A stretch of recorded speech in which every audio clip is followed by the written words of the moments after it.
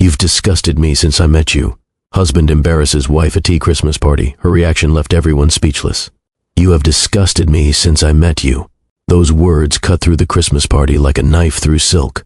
75 people stood frozen, champagne glasses halfway to their lips, conversations dying mid-sentence. The jazz music kept playing. The Christmas lights kept twinkling. But everything else stopped. Delaney Harper stood in her emerald green dress, her dark hair swept up elegantly, her makeup perfect.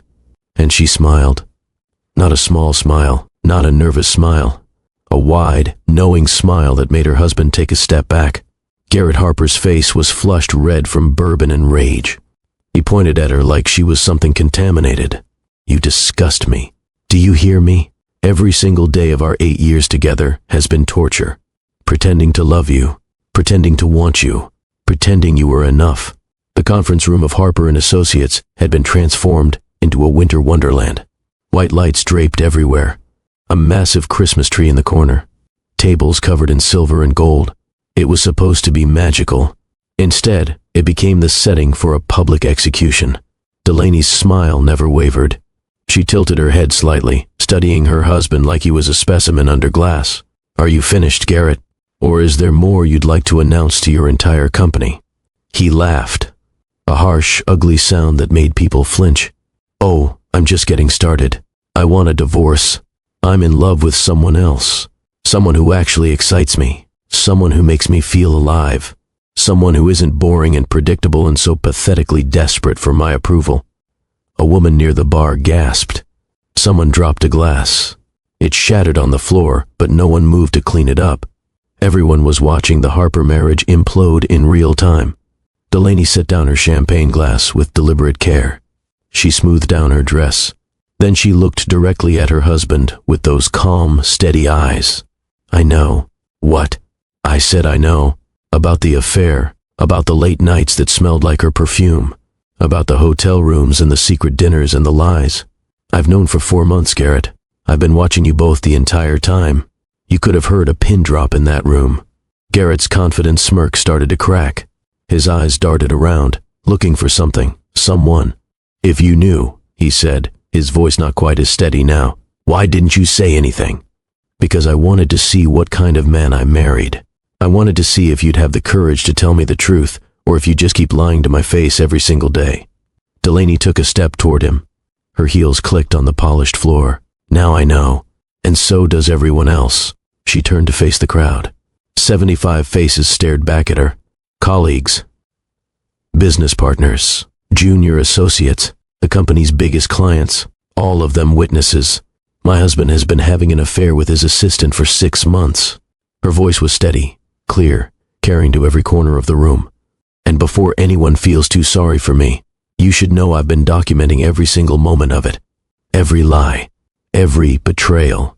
Every piece of evidence I'll need when this goes to court. Now people were really staring, but they weren't looking at Delaney with pity anymore. They were looking at her with something else. Respect, maybe. Or fear.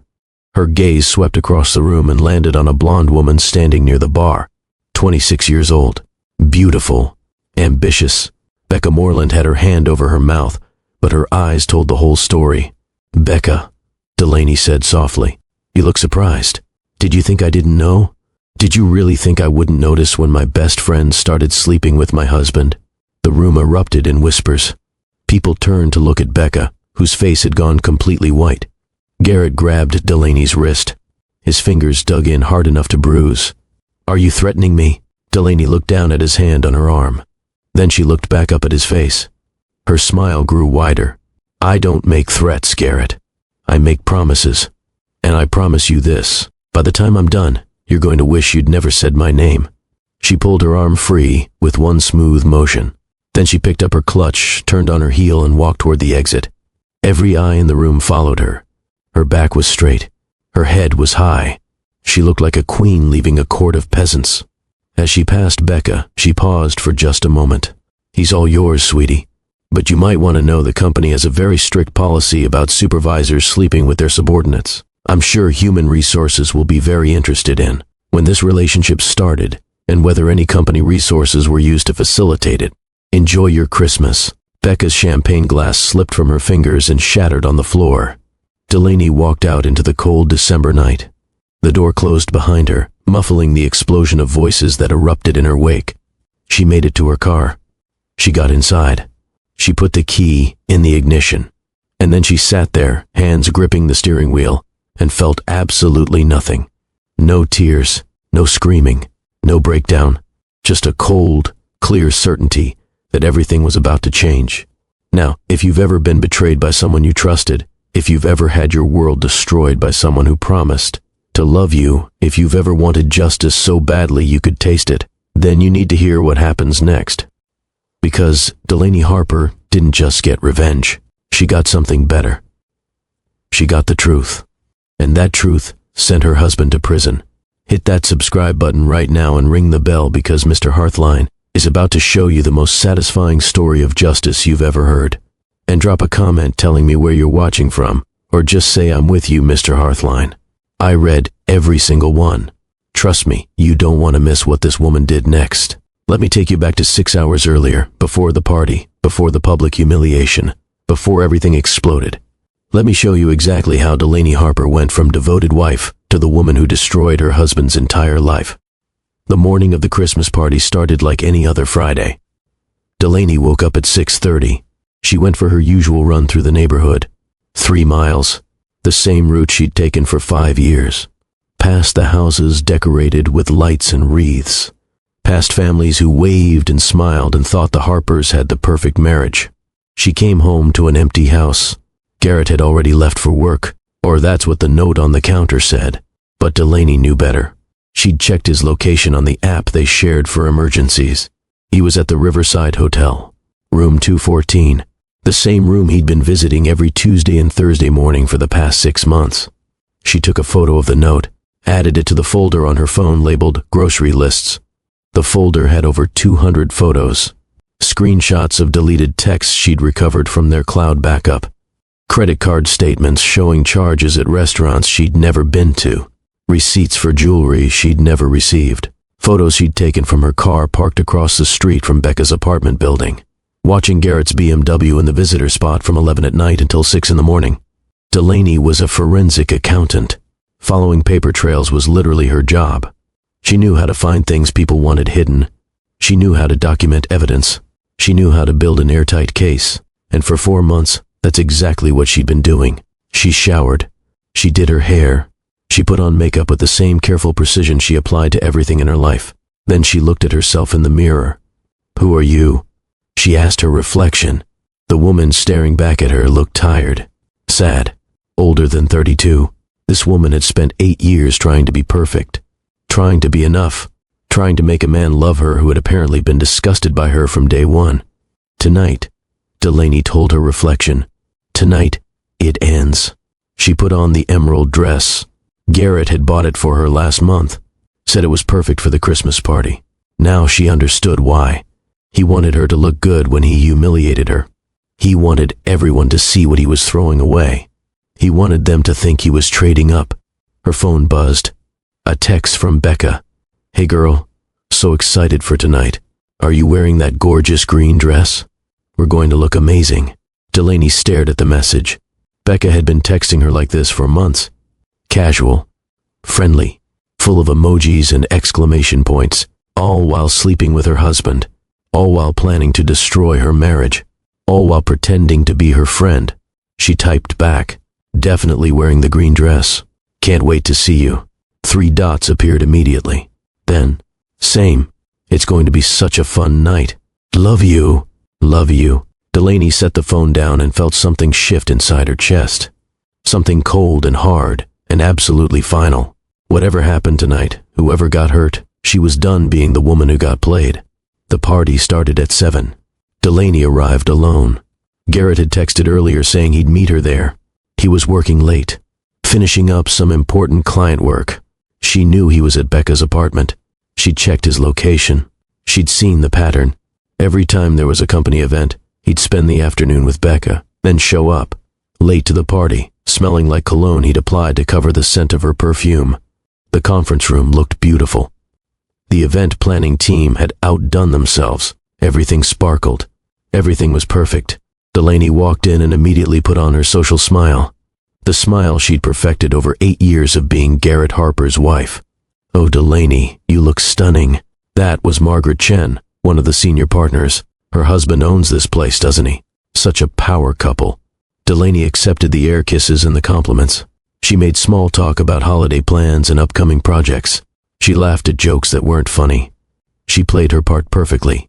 Across the room, she saw Becca arrive. The younger woman was wearing a red dress that left little to the imagination. Her blonde hair was styled in loose waves. She looked excited, nervous. She kept checking her phone. Waiting for Garrett, Delaney thought. Wondering when he'll get here. Wondering if tonight's the night he finally tells me. Becca spotted Delaney and her face lit up with that fake smile. She started walking over, weaving through the crowd. "Delaney, oh my God, you look incredible. That dress is everything." They hugged. Delaney felt Becca's arms around her and wondered how someone could be so convincing. How someone could betray you so completely and then hug you like you mattered. "You look beautiful too," Delaney said. "Red is definitely your color." Becca's smile flickered for just a second. Something in Delaney's tone, maybe. Something that wasn't quite right. "Have you seen Garrett yet?" Becca asked, trying to sound casual. "I thought he'd be here by now. You know how he is. Work always comes first." Becca nodded. Her eyes were already scanning the room again, looking for him. She excused herself after a few more minutes of small talk, probably going to text Garrett, probably asking where he was and when he'd arrive. Delaney watched her go and felt absolutely nothing. No anger, no jealousy, just a cold calculation of how the night would unfold. Garrett arrived at 8:15. Delaney saw him the moment he walked in. He looked good. He always looked good. Tall, fit, expensive suit. The kind of man who turned heads, the kind of man who knew exactly how attractive he was. He made his way through the crowd, shaking hands, slapping backs, being the charming boss everyone loved. His eyes found Becca first. They always did. A long look across the room, a small smile. Then he turned and found Delaney. His smile changed, became something else, something harder. He walked over to her, kissed her cheek. His lips were cold. "You look nice," he said. "Thank you. You're late. Client emergency. You know how it is." She nodded. She did know. She knew exactly where he'd been and what he'd been doing. She knew he'd been at Becca's apartment until 7:45. She knew he'd showered there. She knew he'd probably told Becca he loved her before he left to come play husband for a few hours. "Can I get you a drink?" Garrett asked. "I already have one." He nodded and walked away, headed straight for the bar, where Becca was conveniently waiting. Delaney watched them. They were careful. No touching, just standing a little too close, talking a little too long, laughing a little too hard at jokes that weren't that funny. Everyone who was paying attention could see it. The attraction, the chemistry, the affair hiding in plain sight.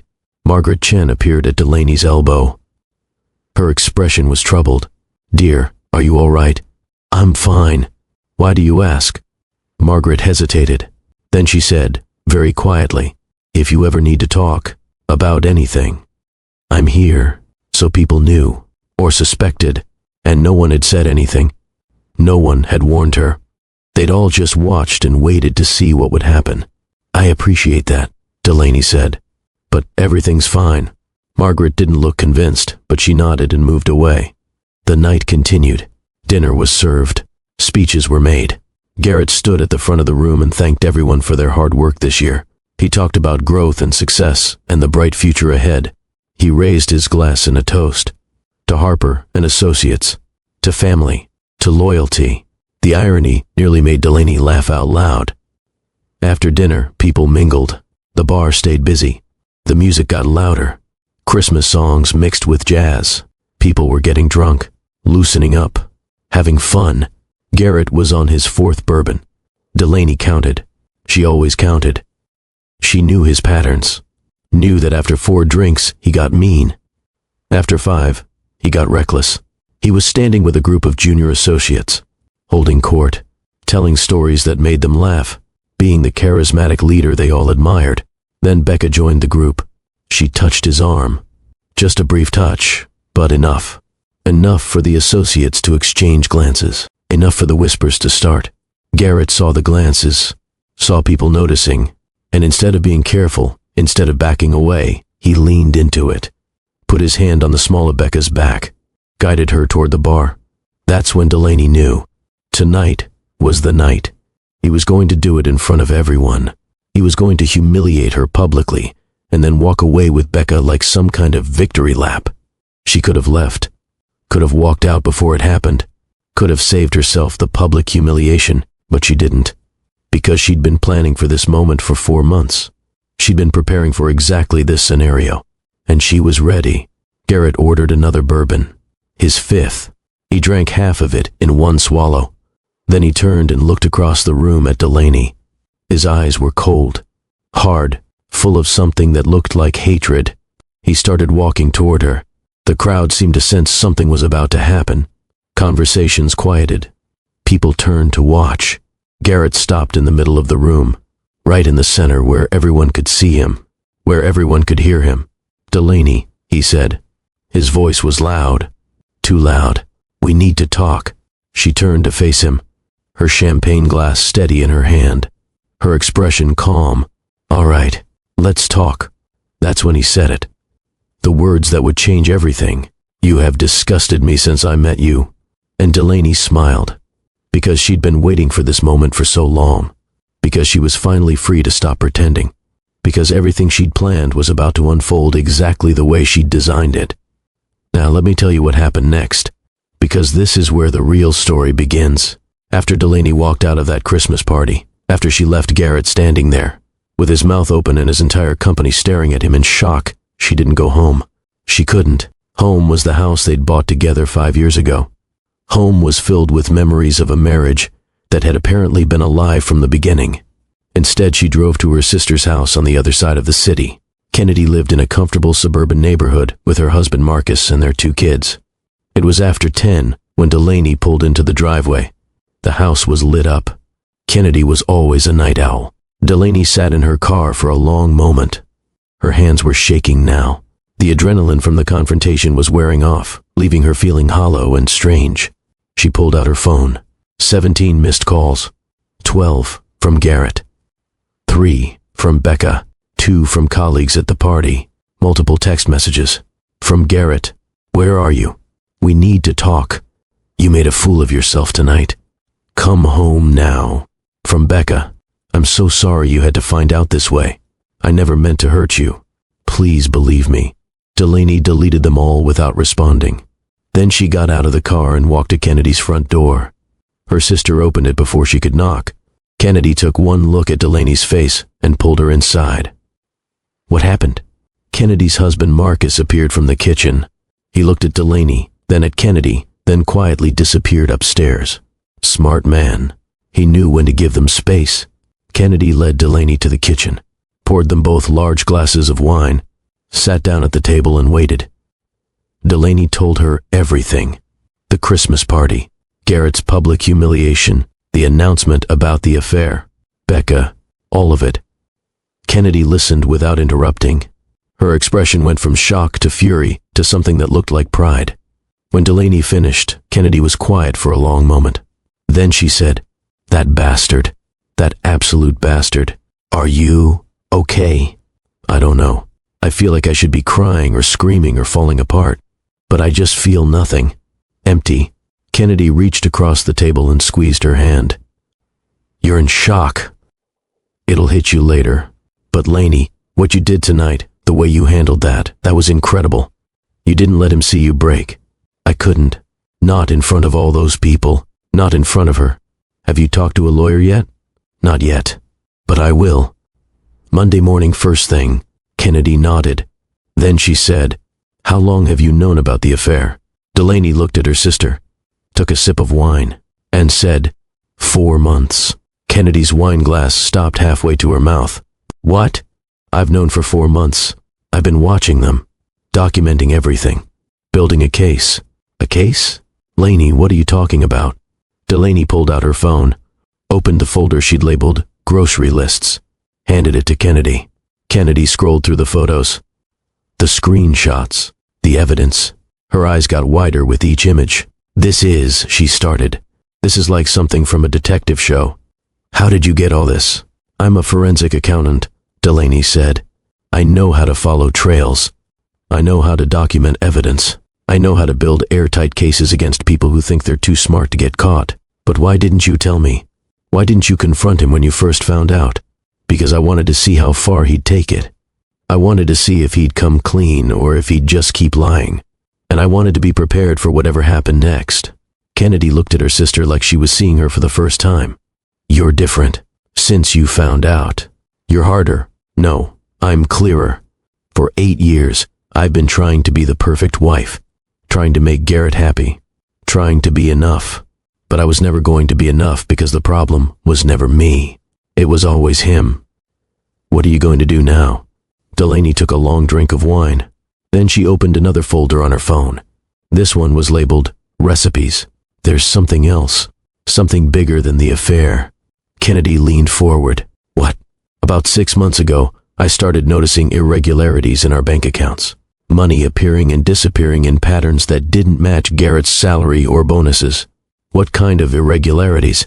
The kind that made me suspicious enough to dig deeper. So I started looking at the company's financial records. As a partner's wife, I have access to certain documents for tax purposes. Delaney, Kennedy said slowly. What did you find? Delaney pulled up a spreadsheet, showed it to her sister. I found that my husband has been embezzling money from his own father's company. Small amounts from multiple client accounts, just enough to avoid detection. But over the past 2 years, it totals almost $400,000. Kennedy's face went completely white. $400,000? He's been using it to fund his affair with Becca, the hotels, the jewelry, the expensive restaurants. He's been stealing from his father's legacy to impress his mistress. Oh my God. Laney, have you reported this? Not yet. I've been waiting for the right moment. And now?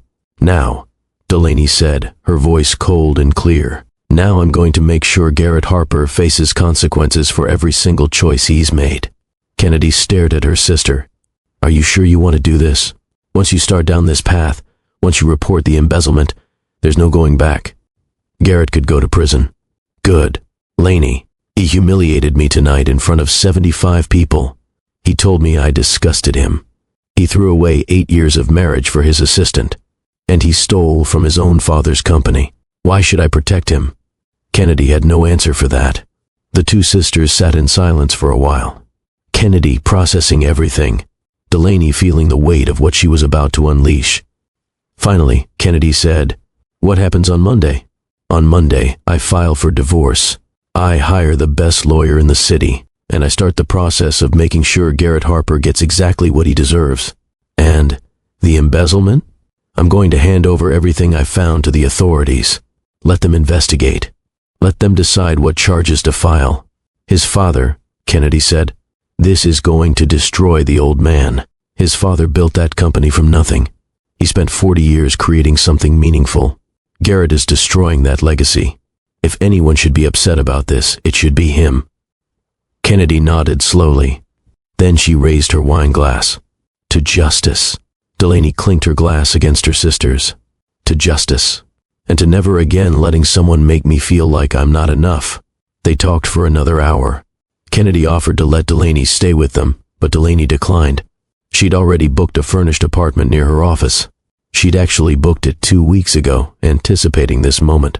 She'd been preparing for this endgame for months. When Delaney finally left Kennedy's house, it was after midnight. Her phone had 43 missed calls now. She turned it off completely. She didn't want to hear Garrett's excuses.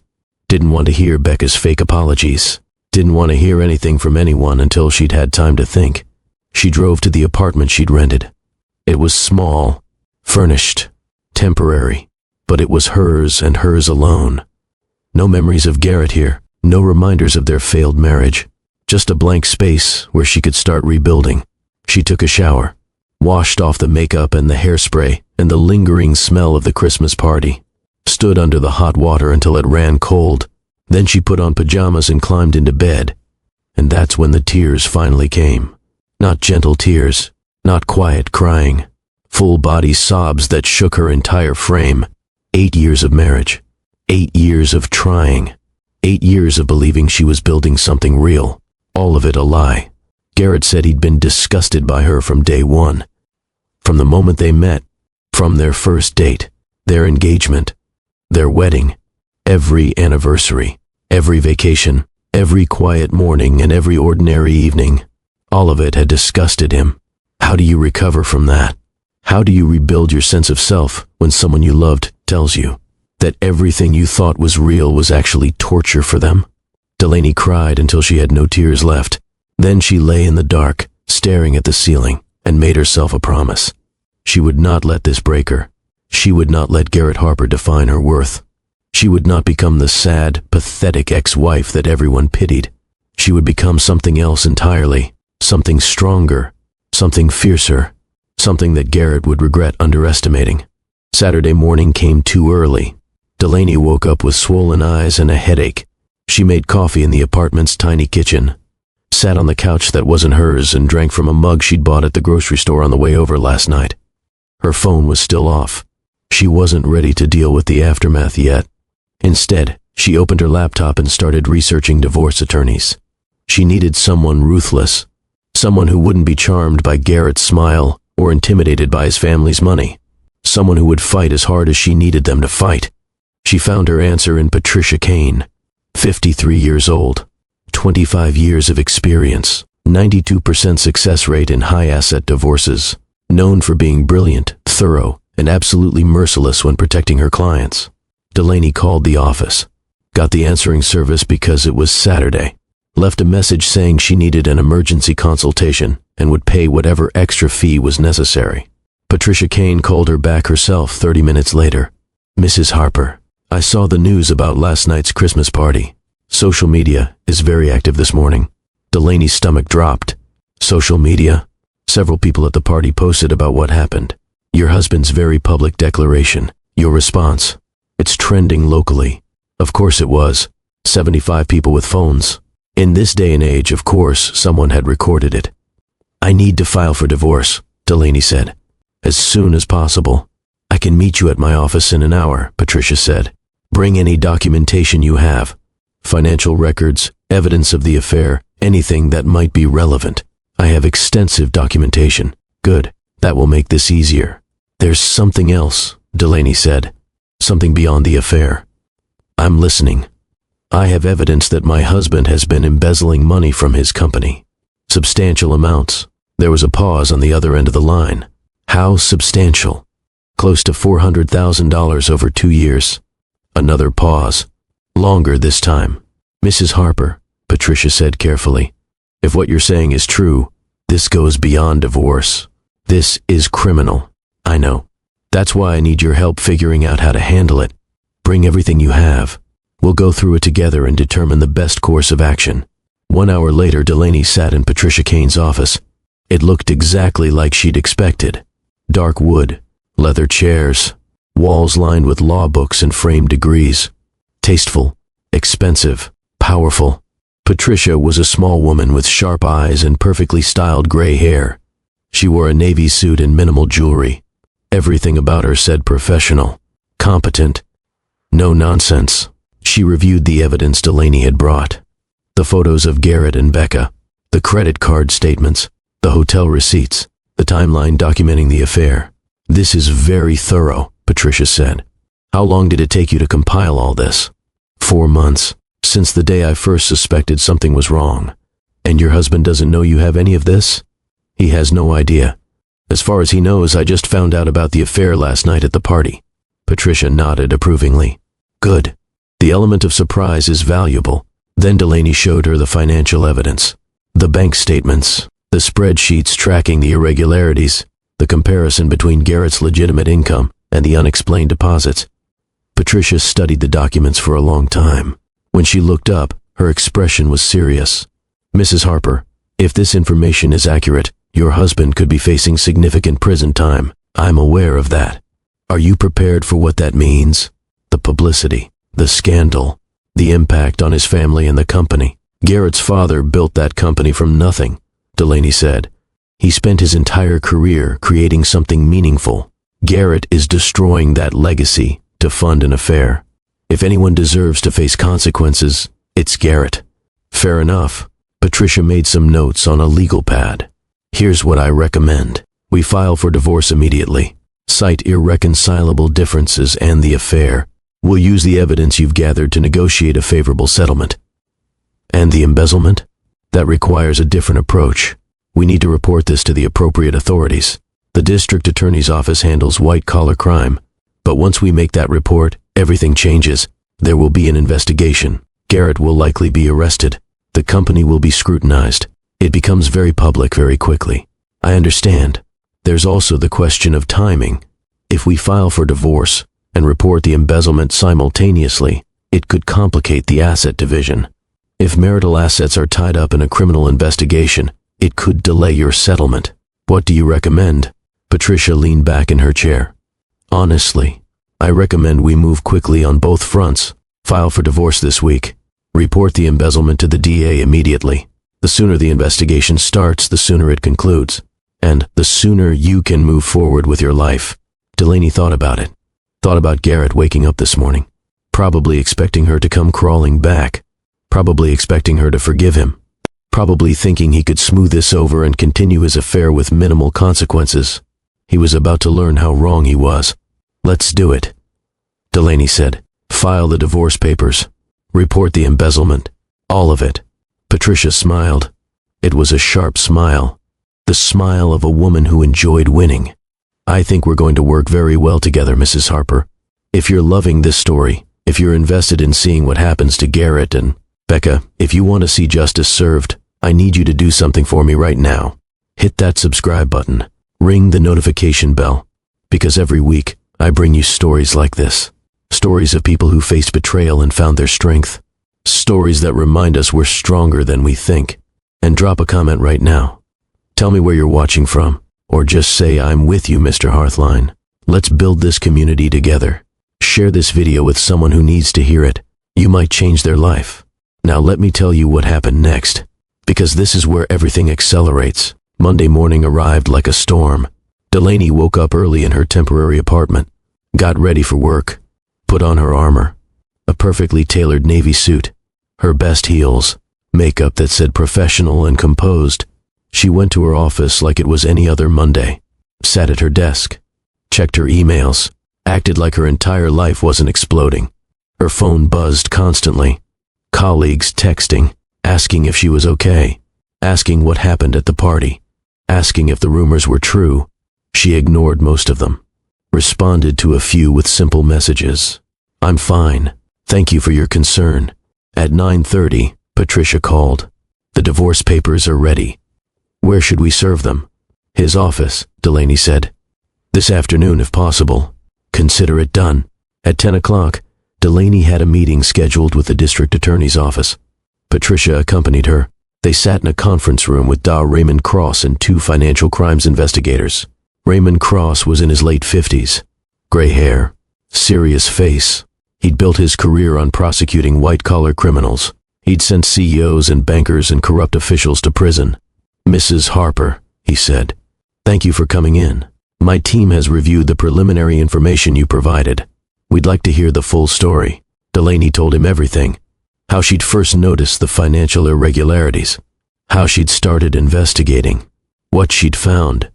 She walked them through the spreadsheets, the patterns, the timeline. The investigators took notes, asked questions, cross-referenced her information with databases Delaney didn't have access to. After 2 hours, Raymond Cross sat back in his chair and looked at Delaney with something like respect. Mrs. Harper, this is one of the most comprehensive pieces of citizen investigation I've ever seen. You've essentially built our entire case for us. I'm a forensic accountant, Delaney said. I know what evidence looks like. You certainly do. Based on what you've shown us, we have more than enough probable cause to open a formal investigation into your husband's business practices. What happens next? We'll bring in our own forensic team to verify your findings. We'll subpoena records from Harper and Associates. We'll interview employees and clients. And if everything checks out the way I think it will, we'll be filing criminal charges. How long will that take? Hard to say. Could be weeks. Could be months. These investigations are complex. Delaney nodded. I understand. One more question, Raymond said. Why are you doing this? You could have just filed for divorce and walked away. Why risk the publicity and scrutiny of a criminal investigation? Because, Delaney said, what Garrett did was wrong. He didn't just cheat on me. He stole from clients who trusted him. He destroyed his father's legacy. He broke the law. And laws exist for a reason. Actions have consequences. Raymond exchanged glances with his investigators. Then, he extended his hand across the table. We'll be in touch, Mrs. Harper. And thank you for your cooperation. Not everyone has the courage to do what you're doing. Delaney shook his hand, thanked him, left the DA's office with Patricia. How are you holding up? Patricia asked as they walked to their cars. I don't know. I feel like I'm watching someone else's life. Like this is happening to someone else. That's normal. You're in shock, but you're doing the right thing, Delaney. Don't let anyone make you doubt that. That afternoon at 3:15, Garrett was served with divorce papers at his office. According to Patricia's process server, he'd been in a meeting with clients when the papers were delivered. He'd opened them right there. His face had gone white. He'd excused himself and disappeared into his office. Delaney was at her desk when her phone started ringing. Garrett. She didn't answer. He called 4 more times in 10 minutes. Then the texts started. What the hell is this? Divorce papers? Are you insane? We can work this out. Don't be dramatic. Call me now. She deleted the messages without responding. An hour later, Becca texted her. Delaney, please. We need to talk. I know you're hurt, but there's more to the story. Garrett and I never meant for this to happen. It just did. Please give me a chance to explain. Delaney stared at that message for a long time. Never meant for this to happen. Like they'd accidentally tripped and fallen into a 6-month affair. Like all those hotel rooms and secret dinners and lies were just unfortunate mishaps. She blocked Becca's number. She didn't have the energy for fake apologies and manufactured justification. That evening, Kennedy came over to the apartment with takeout and more wine. How was your day? She asked, setting out containers of Thai food. I filed for divorce. Met with the DA. Gave them all the evidence about the embezzlement. Had Garrett served at his office. So you know. Pretty standard Monday. Kennedy laughed, despite the situation. You're incredible, you know that? I don't feel incredible. I feel numb. That's the shock. It'll wear off eventually. Then you'll feel everything all at once, and it'll be terrible. But you'll get through it. They ate in comfortable silence for a while. Then Kennedy said, Have you thought about what happens next? Like, after all of this is over, after the divorce is final, and Garrett faces whatever consequences he's going to face. What do you want your life to look like? Delaney considered the question. Honestly, I have no idea. For 8 years, my entire life has been built around being Garrett's wife, supporting his career, hosting dinners for his clients, being the perfect partner. I don't even know who I am outside of that role. Then maybe this is your chance to find out. Maybe. Kennedy reached across the table and squeezed her hand. You're going to be okay, Laney. Better than okay. You're going to be amazing. I can feel it. Delaney wanted to believe her. But right now, sitting in this temporary apartment with the ruins of her marriage scattered around her, amazing felt very far away. The week that followed was surreal. Delaney went to work, came home to her empty apartment, avoided all contact with Garrett, met with Patricia to discuss divorce strategy, answered questions for the DA's investigators. On Wednesday, Becca was called into a meeting with Human Resources. The company had a strict policy against romantic relationships between supervisors and subordinates. Garrett was Becca's direct supervisor. The relationship was a clear violation. According to office gossip that made its way to Delaney through mutual colleagues, the HR meeting lasted 3 hours. Becca was placed on administrative leave while the company investigated when the relationship had started and whether any company policies had been violated. Garrett, as a partner, wasn't subject to the same immediate consequences, but his reputation was taking a serious hit. Colleagues who'd witnessed the Christmas party disaster were talking. Clients were asking questions. His father was reportedly furious. On Friday, exactly 1 week after the Christmas party, Delaney got a call from Raymond Cross. Mrs. Harper, we've completed our preliminary investigation. Our forensic team has verified your findings. Your husband has been systematically embezzling funds from client accounts for approximately 20 to 6 months. Only 26 months. Delaney had thought it was longer. However, Raymond continued, The total amount is larger than you estimated. We're looking at approximately $600,000. 600,000. Delaney felt the room spin. She'd thought it was 400. She'd been wrong by $200,000. We're preparing to file criminal charges, Raymond said. Multiple counts of embezzlement, fraud, and theft. We're planning to execute the arrest on Monday morning. So soon? We want to move before your husband has a chance to hide assets or destroy evidence. Once people know they're under investigation, they get creative. I understand. I wanted to give you advance warning. This is going to be very public. There will be media coverage. Your name will likely come up. Are you prepared for that? No, Delaney thought. But she said, yes, I'm prepared. Good. We'll be in touch after the arrest. Delaney hung up and sat very still. Monday morning. In 3 days, Garrett would be arrested. His career would be over. His reputation destroyed. His freedom gone. Part of her felt vindicated. He'd humiliated her, betrayed her, destroyed their marriage. Now he would face consequences. But another part of her felt something else. Not quite sadness, not quite regret. Just a strange hollowness at how completely their lives had unraveled. She called Kennedy, told her about the arrest. How are you feeling about all this? Kennedy asked. I don't know. Is it wrong that I'm glad he's going to be arrested? No. He committed crimes.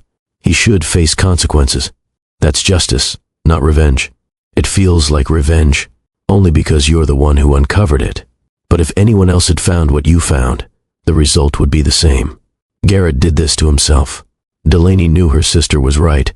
But knowing it and feeling it were two different things. The weekend was endless. Delaney tried to distract herself, went for long runs, organized her apartment, started looking at therapists because she knew she was going to need help processing all of this. Sunday night, she lay in bed, unable to sleep. Tomorrow, everything would change again. Tomorrow, Garrett would be arrested. The investigation would go public. The scandal would explode, and Delaney would be at the center of it all. Her phone buzzed. A text from an unknown number. This is all your fault. You're destroying his life because you couldn't keep him happy. I hope you're proud of yourself. Becca. It had to be. Using a different number since Delaney had blocked her. Delaney stared at the message. All the things she could say. All the ways she could respond. But what was the point? She typed back. He destroyed his own life when he decided to steal and cheat. You were just the excuse he used. And you're texting his ex-wife instead of standing by your man. Interesting choice. The response came immediately. He loved me. We were going to be together. You ruined everything. If he loved you, Delaney wrote back. Where is he now? Why isn't he with you? Why are you texting me instead of supporting him through what's coming? No response. Delaney blocked this number too. Then she turned off her phone completely. She didn't want to see whatever else Becca might send. Didn't want to deal with Garrett's inevitable panic when he realized what was about to happen. She just wanted to sleep, to make it through tonight and face whatever tomorrow brought. Monday morning came with gray skies and cold rain. Delaney got ready for work, put on another suit, another layer of armor, checked her reflection and barely recognized the woman staring back. This woman looked harder, sharper, less naive. This was the woman who'd survived public humiliation and betrayal, the woman who discovered her husband's crimes and reported them, the woman who'd chosen justice over comfort. At 8:45, Patricia called. Turn on the news. Channel 7. Delaney found the remote, turned on the TV, and there it was. Local executive, arrested on embezzlement charges. Garrett Harper, partner at Harper and Associates, was taken into custody this morning, facing multiple counts of fraud and theft. The screen showed footage of Garrett being led out of the Harper and Associates building in handcuffs. His head was down. His expensive suit rumpled. 2 federal agents on either side of him. Cameras flashed. Reporters shouted questions. Garrett said nothing. The news anchor continued. Harper is accused of stealing more than $600,000 from client accounts over a 2-year period. If convicted, he faces up to 15 years in federal prison. Delaney sat down slowly, watching the footage play again, seeing Garrett in handcuffs, seeing the company his father built swarmed by federal agents and media. It was real. It was actually happening. Her phone started ringing. Colleagues, Friends, people who'd seen the news, everyone wanting to know if she was okay, if she'd known, if she needed anything. She turned off the phone again. She couldn't deal with everyone's questions and concerns. Not yet. Instead, she went to work, walked into her office like it was any other Monday, sat at her desk, opened her email, and tried to figure out how to move forward when her entire world had just exploded on live television. By lunchtime, the story had spread everywhere. Social media was on fire. People were connecting the dots between the Christmas party disaster and the arrest. Speculation ran wild. Some people blamed Delaney, said she'd turned in her own husband out of spite, said she was vindictive and cruel. Others defended her, said she'd done the right thing, said Garrett deserved what he got. Delaney ignored all of it. The court of public opinion had never interested her. She knew the truth. She knew what Garrett had done. She knew why she'd reported it. That was enough. Patricia called in the afternoon. Garrett made bail, $250,000. His father posted it. Is he out? Yes, but he has strict conditions. Can't leave the jurisdiction. Has to surrender his passport. Regular check-ins with a probation officer. And Becca? Fired this morning. Harper and Associates terminated her employment effective immediately. Policy violations related to the inappropriate relationship with a supervisor. So she's out too. Completely. And from what I'm hearing, she's not handling it well. Delaney felt a flicker of something that might have been pity. Becca had thrown away her career for a man who was now a criminal defendant. A man who couldn't even protect her from the consequences of their affair. What happens next? Delaney asked. Now we wait. Garrett's criminal trial will take months to prepare. In the meantime, we continue with the divorce proceedings. Discovery, depositions, asset division. How long? Conservatively, the divorce could take 6 to 8 months. The criminal trial could be a year or more before it actually goes to court. A year. Delaney had to live with this hanging over her head for at least a year. But she would, because she'd come this far. Because giving up now would mean Garrett won. Because she deserved better than being the woman who let him get away with everything. That evening, alone in her apartment, Delaney finally allowed herself to feel everything she'd been pushing down. The hurt, the anger, the betrayal, the sadness for the life she'd thought she was building. She cried, not the gentle tears from before, full sobs that shook her entire body. She cried for the 8 years she'd wasted, for the woman she'd been who'd tried so hard to be enough, for the trust that had been shattered beyond repair. She cried until she had nothing left. Then she got up, washed her face, made herself tea, and opened her laptop. If she was going to survive this, if she was going to come out the other side intact, she needed to take control of the narrative. She needed to focus on something productive. She started a blog, called it Financial Red Flags. The first post was titled, How to Recognize Financial Abuse in Your Relationship. She wrote about her experience, not naming Garrett specifically, but describing the warning signs she'd missed. The secrecy around money, the unexplained charges, the defensive reactions when she asked questions. She wrote about how to protect yourself, how to document evidence, how to check credit reports and bank statements, how to recognize when someone is hiding financial information. She wrote for 2 hours. Then she hit publish. Within a day, the post had been shared 300 times. Women reached out thanking her, sharing their own stories, asking for advice. And Delaney realized something. Her pain had purpose. Her experience could help others. This nightmare she was living through could become something meaningful. It didn't erase what Garrett had done, didn't make the betrayal hurt less, but it gave her a reason to keep going, a way to transform her suffering into something that mattered. She wasn't just Garrett Harper's humiliated ex-wife anymore. She was becoming something else, something stronger, something that would survive this and come out better on the other side. And that, she realized, was the best revenge of all. The weeks that followed Garrett's arrest were strange, surreal. Delaney moved through her days like she was underwater. Everything felt muffled and distant. But the blog kept growing. Every post she wrote resonated with someone.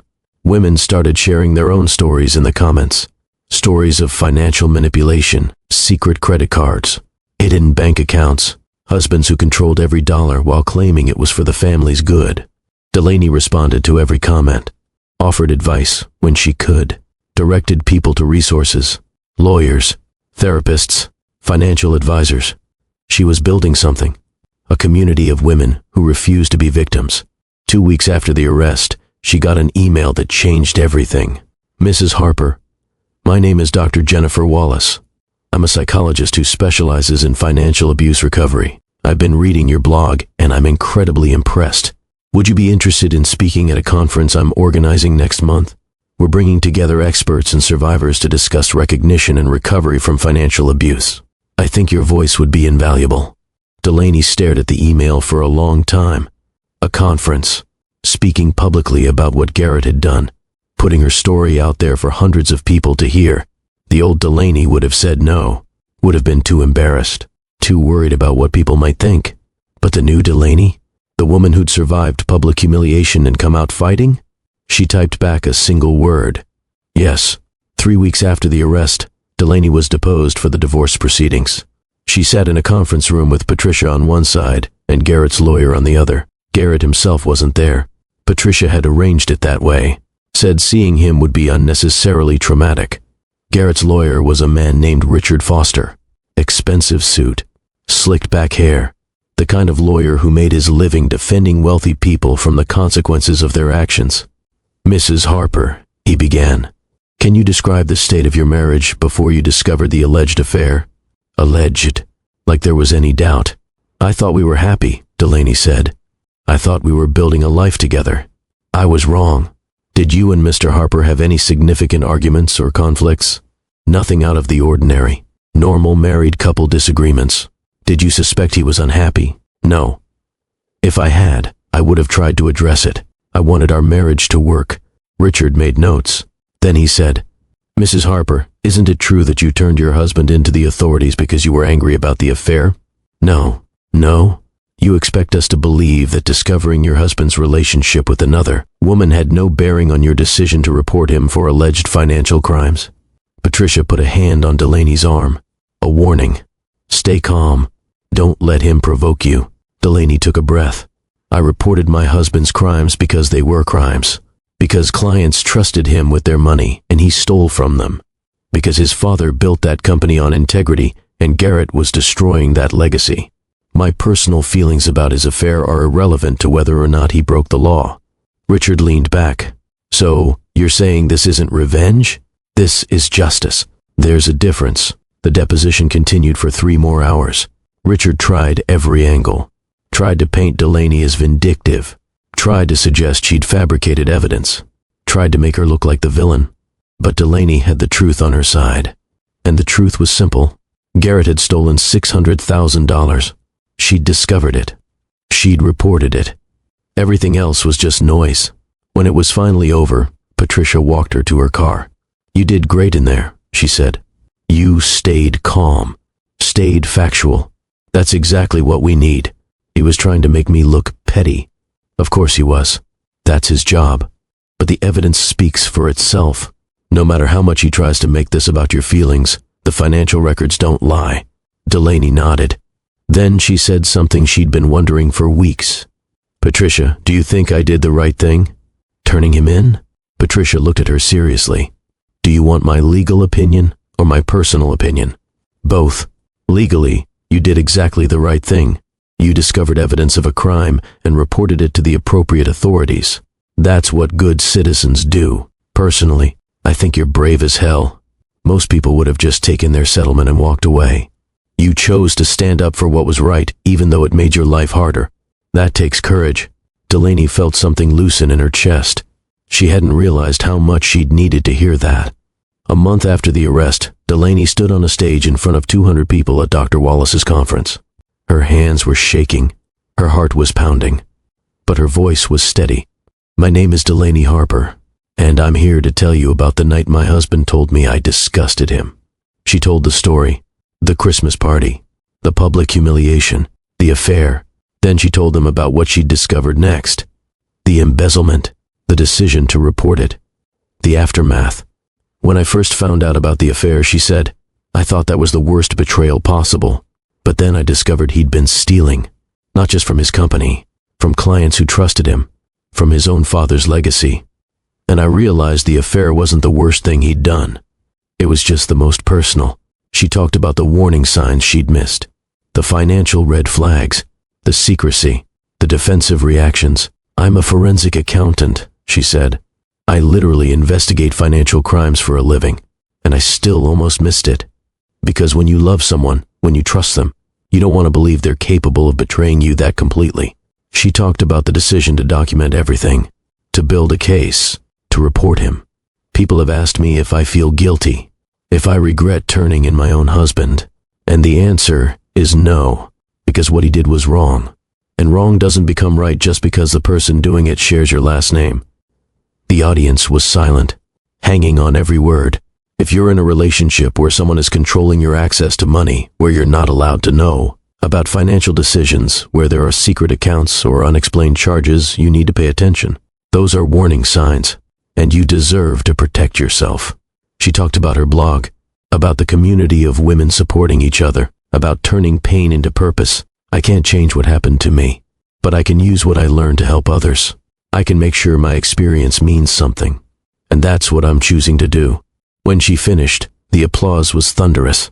Women came up to her afterward, thanking her, sharing their stories, asking for advice.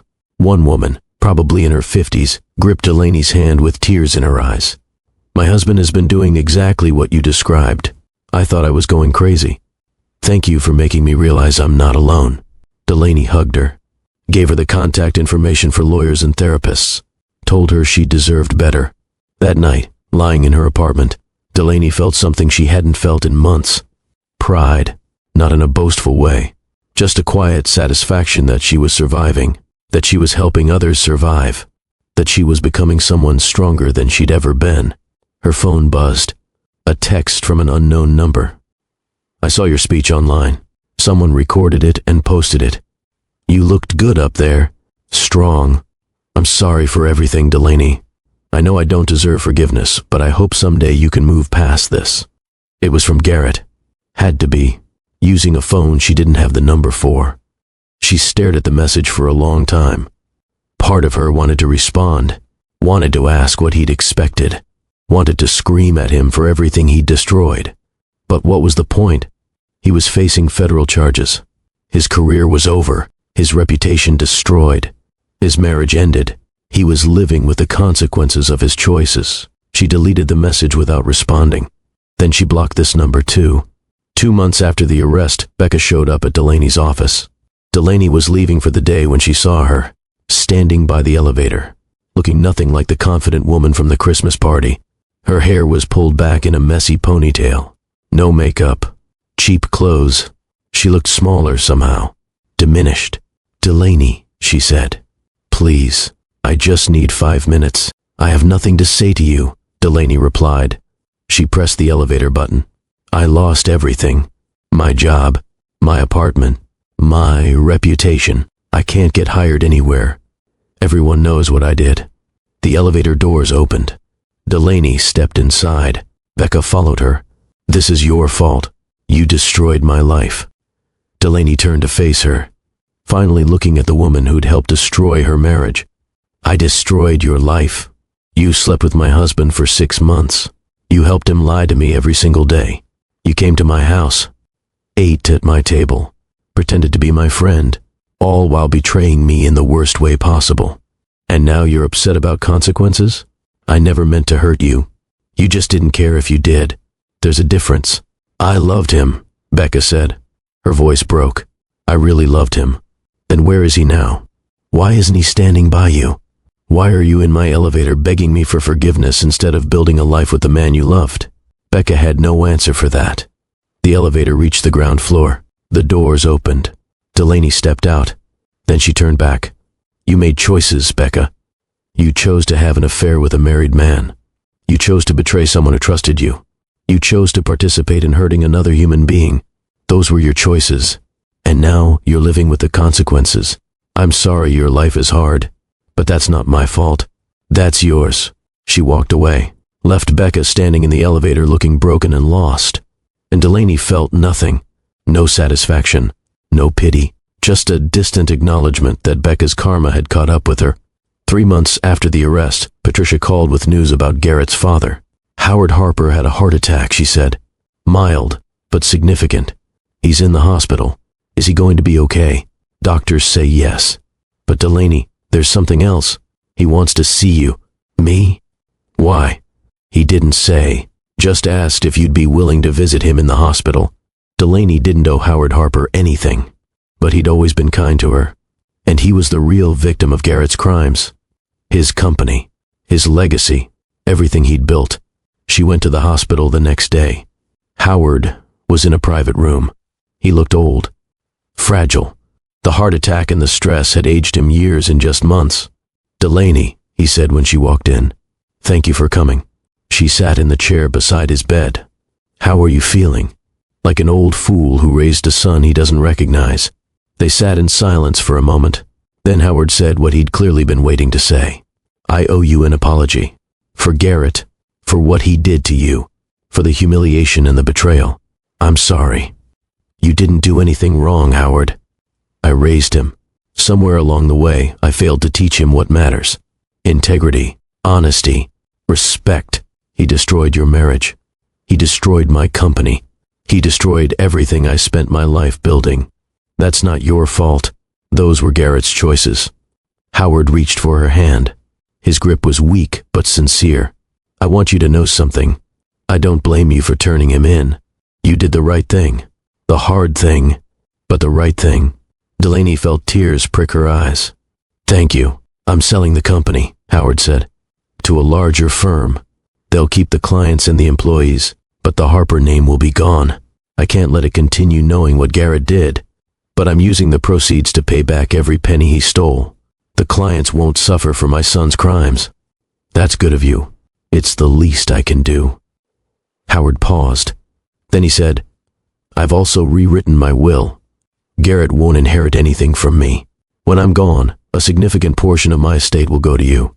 Delaney started to protest, but Howard held up his hand. You were the daughter I never had. You were loyal to my son even when he didn't deserve it. You tried to protect what we built, and you had the courage to expose the truth when you found it. You deserve to benefit from the life I built, not the man who destroyed it.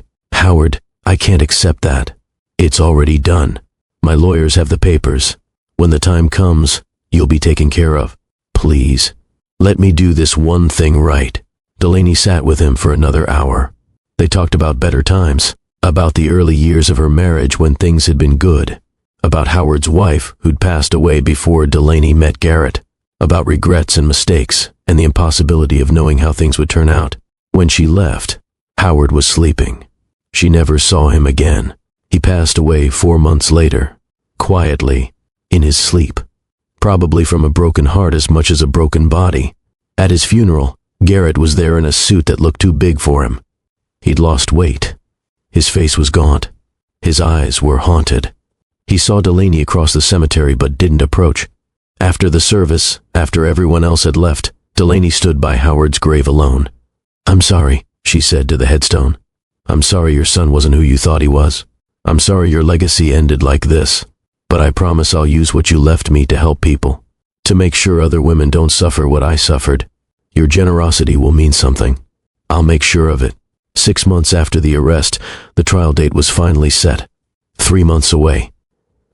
Garrett would face a jury, would have to answer for what he'd done. Patricia prepared Delaney for what was coming. The testimony, the cross-examination, the media attention. It's going to be intense, Patricia warned. They're going to try to make you look vindictive. They're going to suggest you're lying or exaggerating. You need to be ready. I'm ready. And she was, because she'd spent 6 months becoming someone new, someone stronger, someone who knew her worth and wouldn't let anyone diminish it. Her blog now had over 50,000 followers. She'd spoken at 4 more conferences. She'd helped dozens of women escape financially abusive relationships. She turned her pain into purpose. She'd also started dating. Nothing serious. Just coffee with a colleague who'd asked her out. Dinner with a guy she'd met at a conference. She wasn't looking for anything serious. Wasn't ready to trust anyone that deeply again. But she was learning that not all men were like Garrett. That there were good people in the world. That she deserved respect and honesty and kindness. 1 week before the trial was set to begin, Delaney sat in her apartment looking at everything she'd built.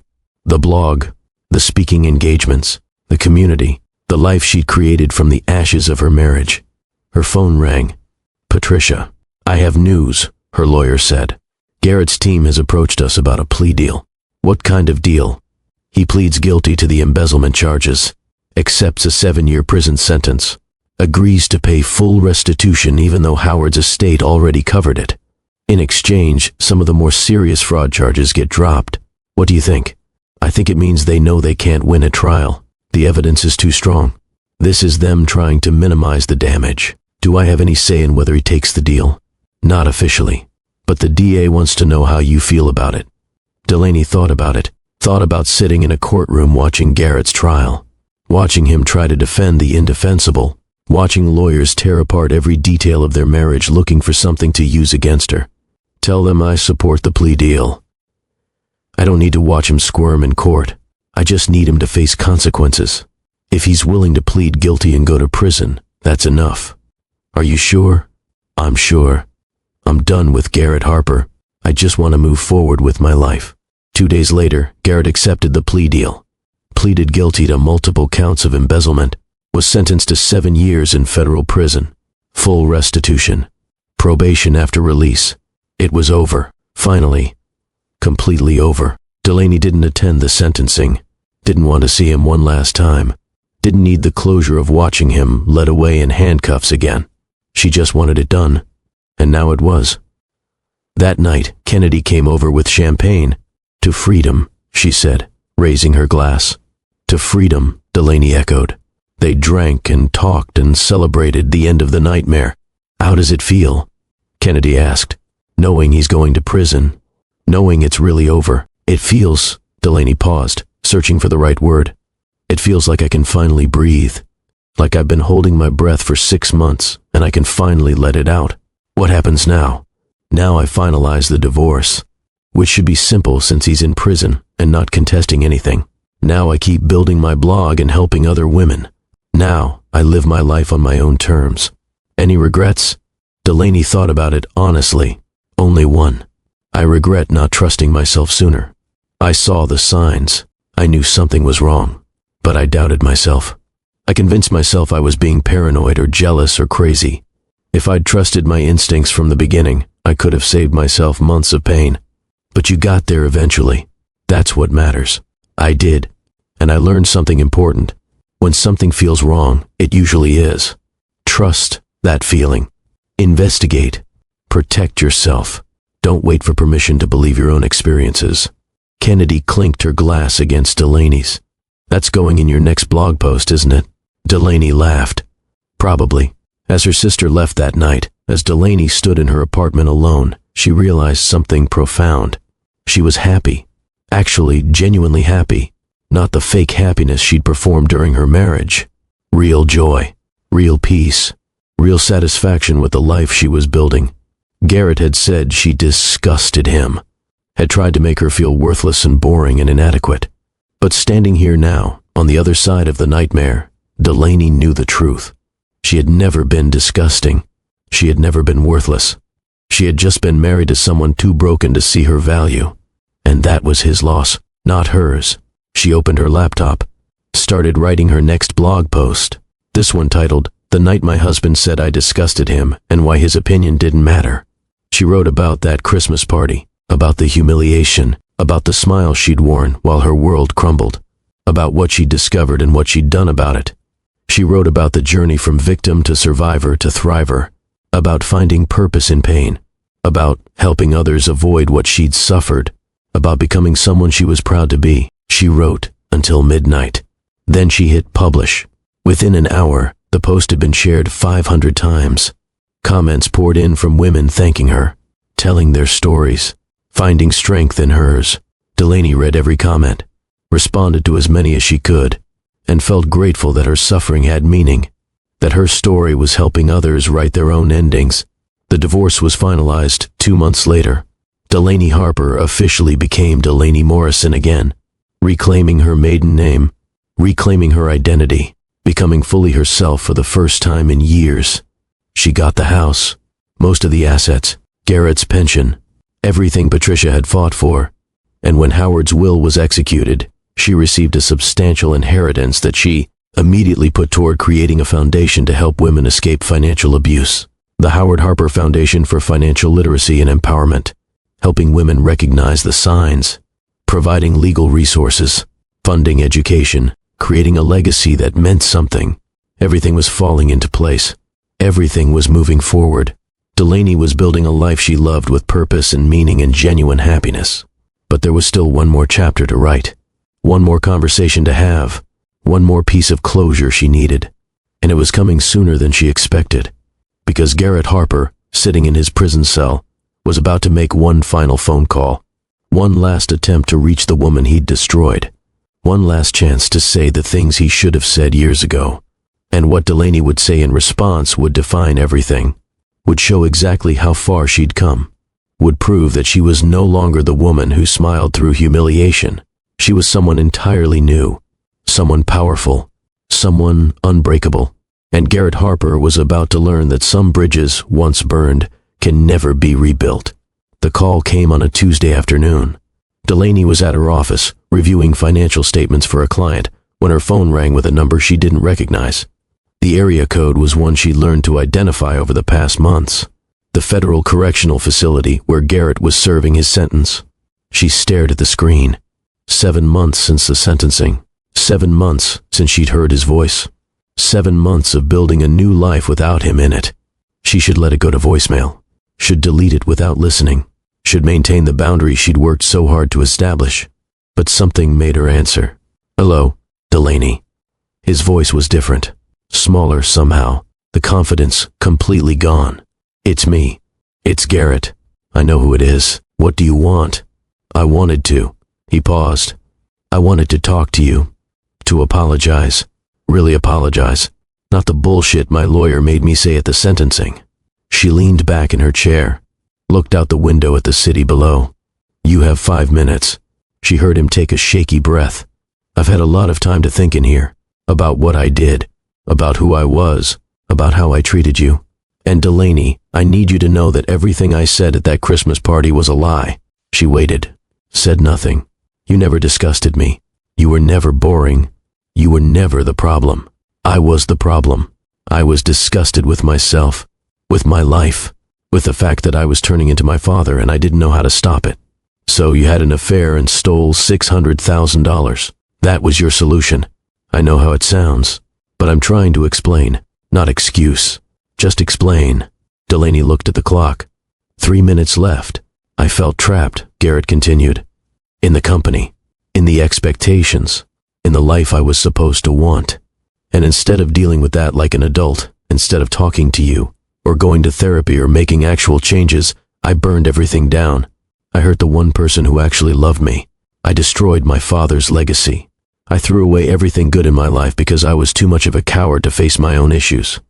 Is there a point to this confession? Because my 5 minutes are almost up. The point is," his voice cracked, "the point is you deserved better. You always deserved better. And I'm sorry. I'm so incredibly sorry for what I did to you, for how I treated you, for the things I said." Delaney felt something shift in her chest. Not forgiveness exactly, but something close to it. A release of the anger she'd been carrying. "Garrett," she said quietly, "do you know what the worst part was? Not the affair, not even the public humiliation. It was the years. 8 years of trying to be enough for you. 8 years of changing myself and shrinking myself and trying so hard to make you happy. And the whole time, you were disgusted by me." "I wasn't," he insisted. "I was disgusted by myself and I projected that onto you. You were everything good, everything real, and I couldn't handle that because I was living a lie. Do you know what I've learned since you went to prison?" "What?" "I've learned that I was never the problem. I was married to someone who was fundamentally broken and refused to get help. I was trying to fix something that I didn't break and couldn't repair, and I wasted 8 years of my life in the process." "You're right. You're absolutely right. I've also learned something else. I'm better off without you. My life now, the life I've built over the past 7 months, is better than anything we ever had together. I'm happier. I'm stronger. I'm more myself than I've ever been." Garrett was quiet for a long moment. Then he said, "I know. I saw your speech. The one from the conference. Someone sent me a link and I watched it in the prison library. You looked," he paused. "You looked free. I am free. Free from you. Free from the lies. Free from trying to be someone I'm not. I'm glad. I know I don't have the right to be glad about anything in your life. But I am. You deserve happiness." Delaney looked at the clock. "Your 5 minutes are up. Wait. Please. One more thing." "What?" "Can you ever forgive me? Not for me. For you. Can you let go of the anger?" She thought about it. Really thought about it. The anger had been her fuel for so long. It had driven her to document the evidence, to report the crimes, to fight for justice. But it had also been exhausting. Heavy. A weight she carried everywhere. "I already have forgiven you," she said finally. "Not because you deserve it, but because I deserve peace. Holding on to anger was only hurting me. So yes, I forgive you, but that doesn't mean I forget. And it doesn't mean you get anything from me beyond this conversation. I understand. And Delaney, thank you. For answering. For listening. For giving me this chance to say what I should have said years ago. Goodbye, Garrett." She hung up before he could respond. Sat in her office for a long moment processing the conversation. Then she realized something profound. She felt lighter. Like she'd been carrying a heavy bag for months and had finally set it down. Forgiving Garrett didn't mean what he did was okay. It didn't erase the pain or the betrayal or the years of lies. It just meant she was choosing to move forward without the burden of hatred weighing her down. She picked up her phone and called her therapist. Dr. Chen had been helping her process everything for months. The betrayal, the public humiliation, the complicated feelings about Garrett's imprisonment. "I just talked to Garrett," Delaney said when Dr. Chen answered. "How are you feeling about it?" "Surprisingly okay." He apologized. Really apologized. And I realized I'd already forgiven him. That's significant growth, Delaney. When we started working together 7 months ago, you were so angry you could barely say his name without crying. I know, but the anger was eating me alive. Forgiving him wasn't about him. It was about me. About letting go of something that was poisoning my ability to move forward. That's exactly right. How do you feel now? Delaney looked around her office. At the plaques from organizations she'd spoken to. At the stack of letters from women her blog had helped. At the framed photo of her and Kennedy laughing at the foundation's launch party. "I feel free," she said. "Really, truly free." That evening, Delaney met Kennedy for dinner at their favorite restaurant. She told her sister about the phone call with Garrett. "How was it?" Kennedy asked. Hearing his voice after all this time? Strange. He sounded different, broken. He apologized for everything. "Do you believe him?" Delaney considered it. "I think he's sorry he got caught. I think he's sorry his life fell apart. Whether he's truly sorry for what he did to me or just sorry about the consequences, I don't know. But it doesn't matter anymore. Why doesn't it matter? Because my life isn't about him anymore. For 8 years, everything was about Garrett, about making him happy, about supporting his career, about being the perfect wife. Then for 7 months, it was about punishing him, about making sure he faced consequences. But now my life is just about me, about what I want, about who I want to become." Kennedy raised her wine glass. "To being free." "To being free," Delaney echoed. They ordered dinner and talked about other things. Kennedy's kids, work projects, the foundation's upcoming fundraiser, normal, everyday conversation that had nothing to do with betrayal or revenge or pain. It felt good. It felt normal. It felt like the life Delaney had been trying to build was finally becoming real. As they were finishing dessert, Kennedy said, "Can I ask you something?" "Of course. Do you ever think about dating seriously? Like actually opening yourself up to someone new?" Delaney had been on a few dates. Coffee with colleagues, dinner with men she met at conferences. Nothing serious. Nothing that required real vulnerability. "I don't know if I'm ready for that yet," she admitted. Trusting someone enough to let them in, to let them know the real me, that feels terrifying. You know not everyone is like Garrett, right? I know that, intellectually, but emotionally, I'm still working through it. Dr. Chen says it's normal, that it takes time to rebuild trust after betrayal like what I experienced. "You'll get there," Kennedy said. When you meet the right person, someone who proves they deserve your trust, you'll get there. Delaney hoped her sister was right, but for now, she was content being alone, being free, being fully herself without worrying about someone else's opinion of her. 2 weeks after Garrett's phone call, something unexpected happened. Delaney was giving a speech at a women's empowerment conference in Chicago when she met him. His name was Julian Cross. He was a financial advisor who specialized in helping women rebuild their finances after divorce. He'd attended her speech and approached her afterward with questions about recognizing financial abuse. They talked for 20 minutes about warning signs and red flags and how to help clients who might be in dangerous situations. He was intelligent, thoughtful. He actually listened when she spoke instead of just waiting for his turn to talk. "Would you like to continue this conversation over coffee?" he asked when the conference session ended. Delaney's first instinct was to say no, to maintain her boundaries, to protect herself from potential hurt. But something about Julian felt different. Safe, genuine. "Sure," she heard herself say. "Coffee sounds good." They went to the hotel coffee shop, ordered lattes, sat by the window overlooking the Chicago skyline. Julian told her about his work, how he'd gotten into financial advising after watching his mother struggle through a divorce where his father had hidden assets and left her with nothing. "She spent years rebuilding," he said, "working multiple jobs, learning about money management the hard way. I decided I wanted to help other women avoid what she went through." Delaney found herself telling him her story, not the sanitized version she gave in speeches, the real story, the pain, the betrayal, the decision to report Garrett, the complicated feelings about his imprisonment. Julian listened, really listened, didn't interrupt, didn't judge, just nodded and let her talk. When she finished, he said, "You're incredibly brave. What you did, standing up to someone who hurt you, making sure he faced consequences. Even though it made your life harder, that takes real courage. Most people call it revenge. Most people don't understand the difference between revenge and justice." They talked for 3 hours, about work, about life, about recovery and rebuilding and what it meant to start over. When the coffee shop closed, they moved to the hotel bar and kept talking. At midnight, Julian walked her to her hotel room door. "I'd like to see you again," he said, "if you're open to that. I know you're in a different city, but I travel a lot for work. Maybe we could meet up sometime." Delaney looked at him. This kind man who'd listened to her story without judgment, who understood her work, who seemed genuinely interested in her as a person.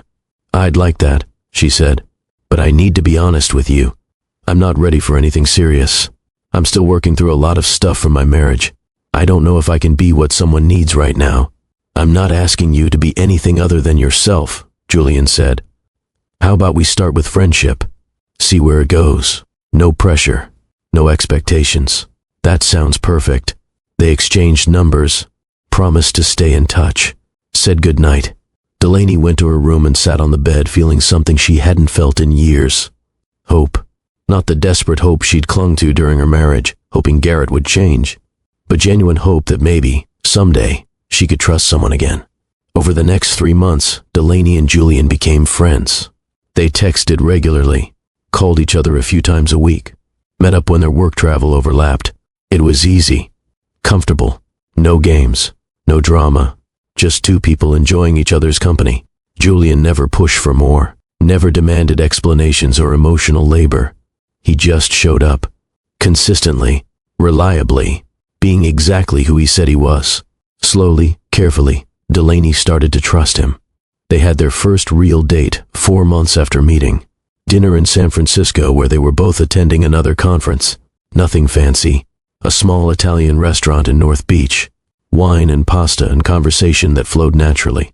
At the end of the night, Julian walked her back to her hotel. "Can I kiss you?" he asked.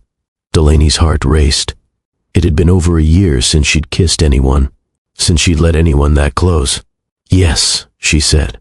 It was gentle, sweet, nothing demanding or possessive, just a soft kiss that felt like a promise of more to come. When they pulled apart, Julian smiled. "I've wanted to do that for months. Why didn't you?" "Because you weren't ready, and I was willing to wait until you were." Something in Delaney's chest cracked open. This man had waited, had been patient, had let her heal at her own pace without pressure or ultimatums. Stay with me tonight, she said. Just stay. I don't want to be alone. They went to her room, got ready for bed like it was the most natural thing in the world, climbed under the covers and just held each other. Delaney fell asleep in Julian's arms, feeling safer than she had in years. Now, if you're watching this story and finding hope in Delaney's journey, I need you to do something. Hit that like button right now. Subscribe to this channel if you haven't already, because Mr. Hearthline brings you stories like this every single week. Stories about people who faced the worst and found their way through. Drop a comment telling me where you're watching from, or just type, "I'm with you, Mr. Hearthline," and share this video with someone who needs to hear it. Someone who's going through betrayal, someone who thinks they'll never heal. Show them that healing is possible, that happiness is possible, that love can come again. 6 months after meeting Julian, Delaney's life looked completely different than it had a year ago. Her foundation was thriving. Her blog had over 200,000 followers. She'd published a book about financial abuse that had become a bestseller. She was speaking at conferences around the country. And she was in love. Really, truly in love. Not the desperate, clinging love she'd felt for Garrett, but healthy love, partnership love, the kind of love that made her better instead of smaller. Julian had moved to her city 3 months ago. They'd gotten an apartment together. Were building a life together. It was terrifying and wonderful and nothing like her marriage had been. Kennedy came over for dinner one Friday night, looked around the apartment Delaney shared with Julian, saw the photos on the walls, the shared bookshelf, the life they were creating. "You look happy," Kennedy said, while Julian was in the kitchen making drinks. "Really happy." "I am," Delaney admitted. "I didn't think I could be. After everything with Garrett, I thought I was too broken to ever trust anyone again." "But you did. You trusted Julian. Eventually, it took time, and he was patient. He never pushed, never demanded, just showed up consistently and proved he was who he said he was. That's what real love looks like," Kennedy said. "Not the grand gestures or the dramatic declarations, just consistent, reliable presence." Julian came back with drinks. The three of them sat on the couch talking and laughing. At one point, Julian put his arm around Delaney and she leaned into him naturally, comfortably, without fear. Kennedy caught her eye and smiled. Delaney smiled back, because this was what she deserved. This peace, this joy, this partnership built on honesty and respect. Later that night, after Kennedy left, Delaney and Julian were getting ready for bed. "Can I tell you something?" Julian said. "Always. I love you. I know we've only been together 6 months, and I know you're still healing from everything that happened with your ex, but I love you. And I wanted you to know." Delaney's heart swelled.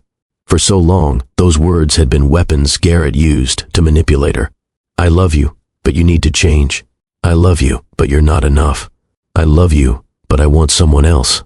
But when Julian said it, it felt different. It felt like a gift, not a demand. "I love you too," she said.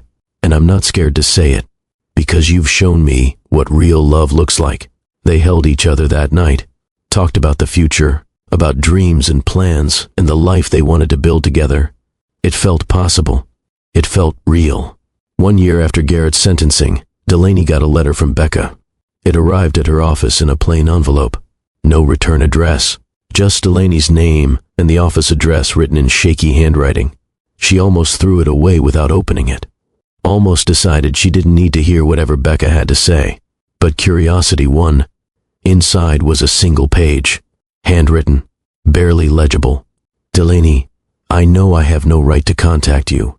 I know you probably hate me, but I needed to tell you that I'm sorry. Really, truly sorry. What I did was unforgivable. I destroyed your marriage. I betrayed your trust. I hurt you in ways I didn't fully understand until I experienced betrayal myself.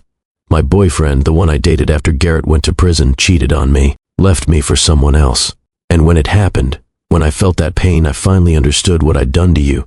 The way it feels when someone you trust destroys you. I'm so sorry. I'm not asking for forgiveness. I don't deserve it. I just wanted you to know that I understand now, and that I'm working on becoming a better person. A person who doesn't hurt others. A person who actually has integrity. I've started going to therapy, working through why I made the choices I made, trying to understand why I thought it was okay to destroy someone else's life for my own gratification. It's hard work, but I'm doing it. I saw that you wrote a book, that you started a foundation, that you're helping other women. I'm glad. I'm glad you turned your pain into something meaningful. I'm glad you didn't let what Garrett and I did destroy you. You deserved better than both of us. I hope you found it. Becca. Delaney read the letter 3 times, trying to decide how she felt. Anger? Satisfaction? Pity? Mostly, she felt nothing. Becca's apology didn't change what had happened, didn't erase the betrayal, didn't make the pain go away. It was just words on a page from someone who no longer mattered to her life. She put the letter in her desk drawer, not throwing it away but not dwelling on it either, just acknowledging it and moving on. That night, she told Julian about the letter. "How do you feel about it?" he asked. "Honestly, I don't feel much of anything. Becca made her choices. She's living with the consequences. Her apology doesn't change my life in any way. Do you forgive her?" "I don't know. I forgave Garrett because holding on to that anger was hurting me. But with Becca, I don't feel the same need for closure. She's just someone who used to be in my life and isn't anymore." Julian nodded. "That's healthy. You don't owe her forgiveness if you don't feel it." Delaney appreciated that about Julian. He never told her how she should feel, never pushed her to forgive or forget or move on faster than she was ready. He just accepted wherever she was in her healing journey. 18 months after Garrett went to prison, Delaney received news that his father's will had been fully executed. The inheritance Howard had promised her was being transferred. It was substantial, enough to expand the foundation significantly, enough to help thousands of women. She sat in the lawyer's office as they explained the details. Howard had left her $2 million, along with a letter. The lawyer handed her an envelope. "This was meant to be given to you when the estate was settled." Delaney opened it with shaking hands. "Dear Delaney," the letter began, "if you're reading this, I'm gone, and I hope I've managed to leave you something that will make a difference in your life. You were the daughter I always wanted, the woman I hoped my son would be worthy of. He wasn't, and for that, I'm profoundly sorry.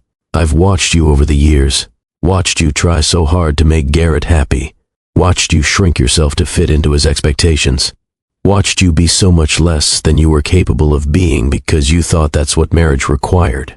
When you discovered what he'd done and had the courage to report it, I was proud of you. Devastated for my company and my legacy, yes, but proud that you chose truth over comfort, justice over convenience.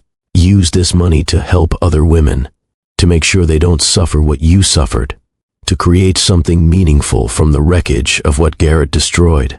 You are stronger than you know, braver than you think, and worthy of so much more than my son ever gave you.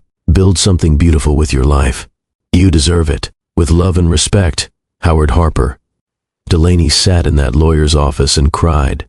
For Howard, for the father-in-law who'd seen her value even when his own son didn't, for the legacy he'd entrusted to her, for the faith he'd had in her ability to do something meaningful.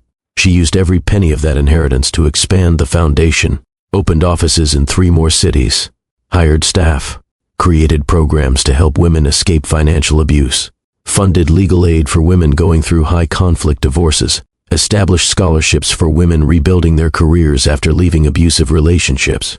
The Howard Harper Foundation for Financial Literacy and Empowerment became one of the leading organizations in the country for helping women achieve financial independence, and every woman they helped was a testament to Howard's faith in Delaney.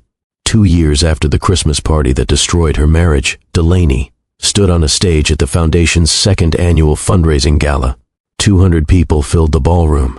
Donors, volunteers, women the Foundation had helped, supporters and advocates and friends. Julian sat at a table in the front row, Kennedy beside him, both of them smiling up at her with pride. Delaney looked out at the crowd and felt overwhelming gratitude. 2 years ago, she'd been humiliated in front of 75 people. Her husband had told her she disgusted him.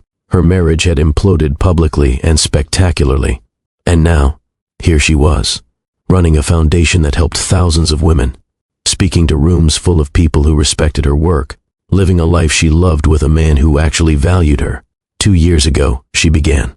My husband stood in front of his entire company and told me I disgusted him. He told me I was boring and predictable and not enough. He announced he wanted a divorce so he could be with someone more exciting. The room was silent. Everyone knew this story. It had been in the news, in her book, in dozens of speeches she'd given, but they listened like they were hearing it for the first time. I could have let that destroy me, Delaney continued. I could have believed him. Could have internalized the message that I wasn't enough. Could have spent the rest of my life trying to prove my worth to people who would never see it. But instead, I chose to see the truth. My husband wasn't disgusted by me. He was disgusted by himself. And he projected that self-hatred onto me because it was easier than facing his own brokenness. She paused, looked at Julian, at Kennedy, at the faces of women in the crowd who'd survived their own betrayals. The real truth is this. I was never disgusting. I was never boring. I was never the problem. I was married to someone who was fundamentally broken and refused to get help. And when I finally understood that, when I finally stopped trying to fix something I didn't break, that's when I became free. The foundation we're celebrating tonight exists because I chose to transform my pain into purpose. I chose to use what I learned to help others. I chose to believe that my suffering could mean something if I made it mean something. She talked about the foundation's work, the women they'd helped, the lives they'd changed, the futures they'd made possible. We've helped over 3,000 women in the past 2 years, she said. 3,000 women who were trapped in financially abusive relationships, who didn't know how to escape, who thought they were alone. We taught them how to recognize red flags, how to document abuse, how to protect their assets, how to build independent financial lives, how to believe they deserved better. And every single one of those women is a testament to the fact that betrayal doesn't have to be the end of your story. It can be the beginning of something better. The room erupted in applause. Delaney felt tears on her cheeks, but she was smiling, really smiling. The genuine smile of someone who'd found joy on the other side of pain. After the gala, after the donors had left and the venue was empty, Delaney sat with Julian and Kennedy at the bar. I'm so proud of you, Kennedy said. Look at what you've built. Look at who you've become. I couldn't have done it without you, Delaney said. You were there from the beginning. When I showed up at your house the night of the Christmas party, when I needed someone to believe me, you were always there. That's what sisters do. Julian squeezed Delaney's hand. You're remarkable. You know that, right? What you've accomplished in 2 years, the lives you've changed, it's incredible. It feels good, Delaney admitted, knowing that something good came from all that pain. That Garrett's betrayal wasn't just senseless destruction. It became the catalyst for something meaningful. Do you ever think about him? Kennedy asked. Wonder how he's doing in prison? Sometimes. Mostly, I just hope he's getting the help he needs. Therapy. Treatment for whatever was broken in him. I don't wish him harm. I just wish he'd been honest years ago, instead of destroying so many lives. That's growth, Julian said. Being able to wish your ex-husband well, while also being grateful he's out of your life. Delaney laughed. I'm not sure I'd go as far as wishing him well, but I've let go of the anger, and that feels like enough. They talked for another hour, about the foundation's plans for expansion, about Kennedy's kids, about Julian's work. Normal conversation between people who loved each other. No drama, no betrayal, just life. As they were leaving, Delaney's phone buzzed. An email from someone who'd attended the gala. A woman named Patricia, who'd heard Delaney speak. Dear Delaney, the email read, I attended your gala tonight and heard your story. I've been married for 12 years to a man who controls all our finances, who tells me I'm too stupid to understand money, who gets angry when I ask questions about our accounts. I thought I was alone. I thought this was normal. Your speech showed me it's not. Would you be willing to meet with me? I think I need help. I think I need to leave. But I don't know how. Patricia. Delaney showed the email to Julian and Kennedy. This is why you do what you do, Julian said. To help women like Patricia realize they're not alone. Delaney typed back a response. Patricia, I would be honored to meet with you. Let's set up a time this week. You're not alone. And you deserve better. Help is available. You just took the first step by reaching out. She hit send and felt that familiar sense of purpose. This was her calling, helping women escape what she'd escaped, making sure other people didn't suffer in silence the way she had. Her phone buzzed again almost immediately. Patricia's response. Thank you. Thank you so much. I've been so scared, but hearing your story gave me courage. I'll do whatever it takes to build a better life for myself and my kids." Delaney smiled. "That's all any of us can do. Take it one step at a time, and know that you're worth fighting for." 3 months later, Patricia left her husband. With the foundation's help, she documented his financial abuse, hired a good lawyer, protected her assets, filed for divorce. She and her 3 kids moved into an apartment the foundation helped her afford until she could get back on her feet. Delaney met with her regularly, helped her understand her finances, taught her how to budget and plan and build financial independence, watched her transform from a scared, controlled woman into someone confident and capable. "This is what I survived for," Delaney told Julian one night. "This moment right here, watching women realize they're stronger than they thought, that they can escape, that they can build better lives. You're changing the world," Julian said. One woman at a time. 2 years and 3 months after the Christmas party, Delaney received notification that Garrett was eligible for early release. With good behavior and participation in prison rehabilitation programs, his 7-year sentence was being reduced to 5 years. He'd be out in less than 2 years. She sat with a notification letter for a long time, trying to decide how she felt. Fear that he'd try to contact her, anger that he was getting out early, relief that this chapter would finally be completely closed. Mostly, she felt nothing. Garrett's release didn't affect her life. She'd built something beautiful without him, found love without him, become someone remarkable without him. Whatever he did with his life after prison was irrelevant to hers. She showed the letter to Dr. Chen during their next therapy session. "How are you processing this news?" Dr. Chen asked. "Honestly, I barely feel anything. 2 years ago, the thought of Garrett being released would have terrified me. But now, he's just someone I used to know. His life and mine don't intersect anymore. That's significant progress, I know, and I'm grateful for it. Grateful that I've healed enough that his existence doesn't affect my peace." "What will you do if he tries to contact you when he's released?" Delaney thought about it. "I'll tell him I wish him well, but I don't want contact. I'll maintain my boundaries, and I'll trust that I'm strong enough to enforce them." "You are strong enough. You've proven that over and over again." That night, Delaney told Julian about Garrett's early release. "Are you okay with that?" Julian asked. "I think so. It doesn't change anything for me. My life is here, with you, with the foundation, with the work I'm doing. Garrett is just part of my past." Julian pulled her close. "I'm here. Whatever you need, however you need to process this. I'm here. I know. And that makes all the difference." They held each other that night. Delaney felt grateful, not for what Garrett had done, but for what she'd become in spite of it. For the strength she'd found, for the love she'd discovered, for the life she'd built from the ashes of her marriage. 2 years and 6 months after the Christmas party, Delaney was invited to speak at a national conference on domestic abuse. 1,500 people, live-streamed to thousands more online, the biggest platform she'd ever had. She stood backstage waiting to go on and thought about the journey.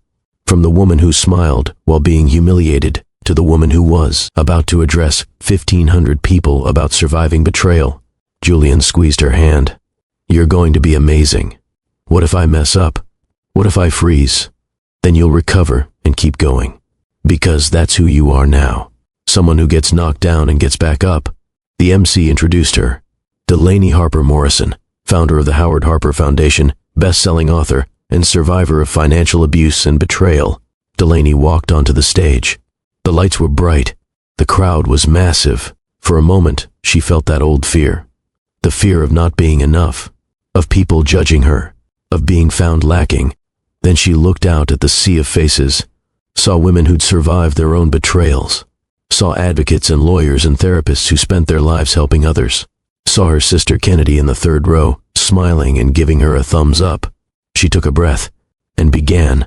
"My name is Delaney Harper Morrison, and 2.5 years ago, my husband stood in front of 75 people at a Christmas party and told me I disgusted him." The room was silent. "He said I'd disgusted him since the day we met, that being married to me had been torture, that he wanted a divorce so he could be with someone more exciting, someone who wasn't boring and predictable and pathetically desperate for his approval." She paused. Let the weight of those words settle on the audience. "I could tell you that I immediately recognized this as abuse, that I instantly understood he was projecting his own self-hatred onto me. that I walked away with my head held high, knowing my worth. But that would be a lie. The truth is, I believed him.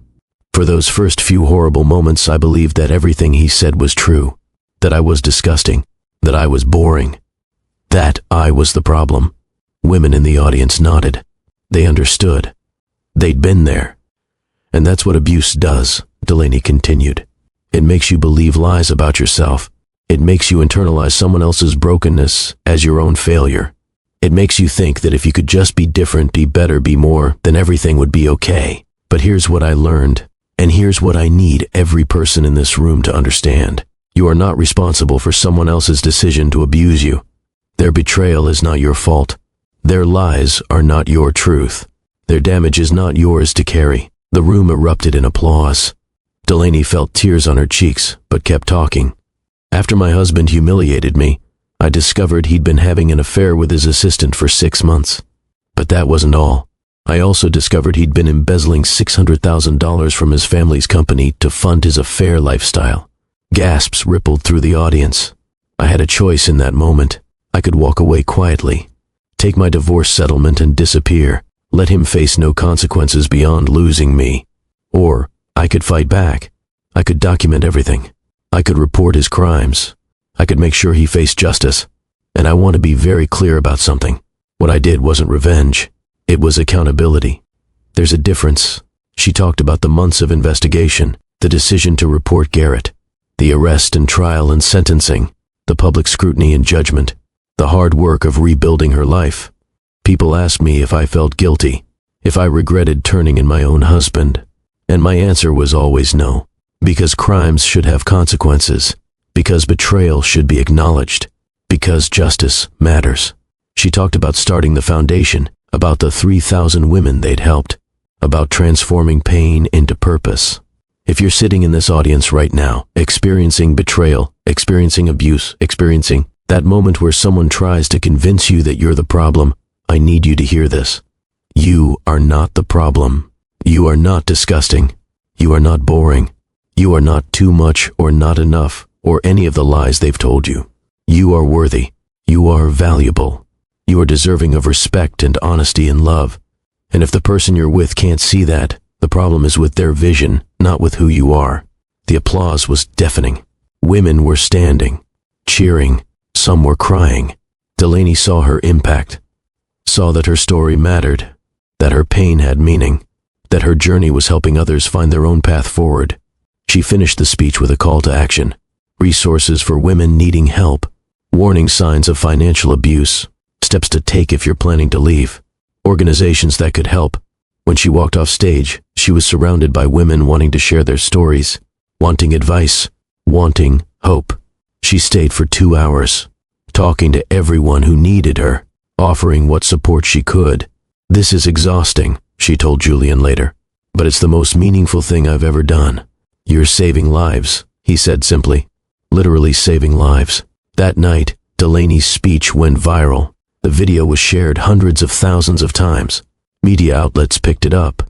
Her foundation's website crashed from the traffic. Thousands of women reached out asking for help.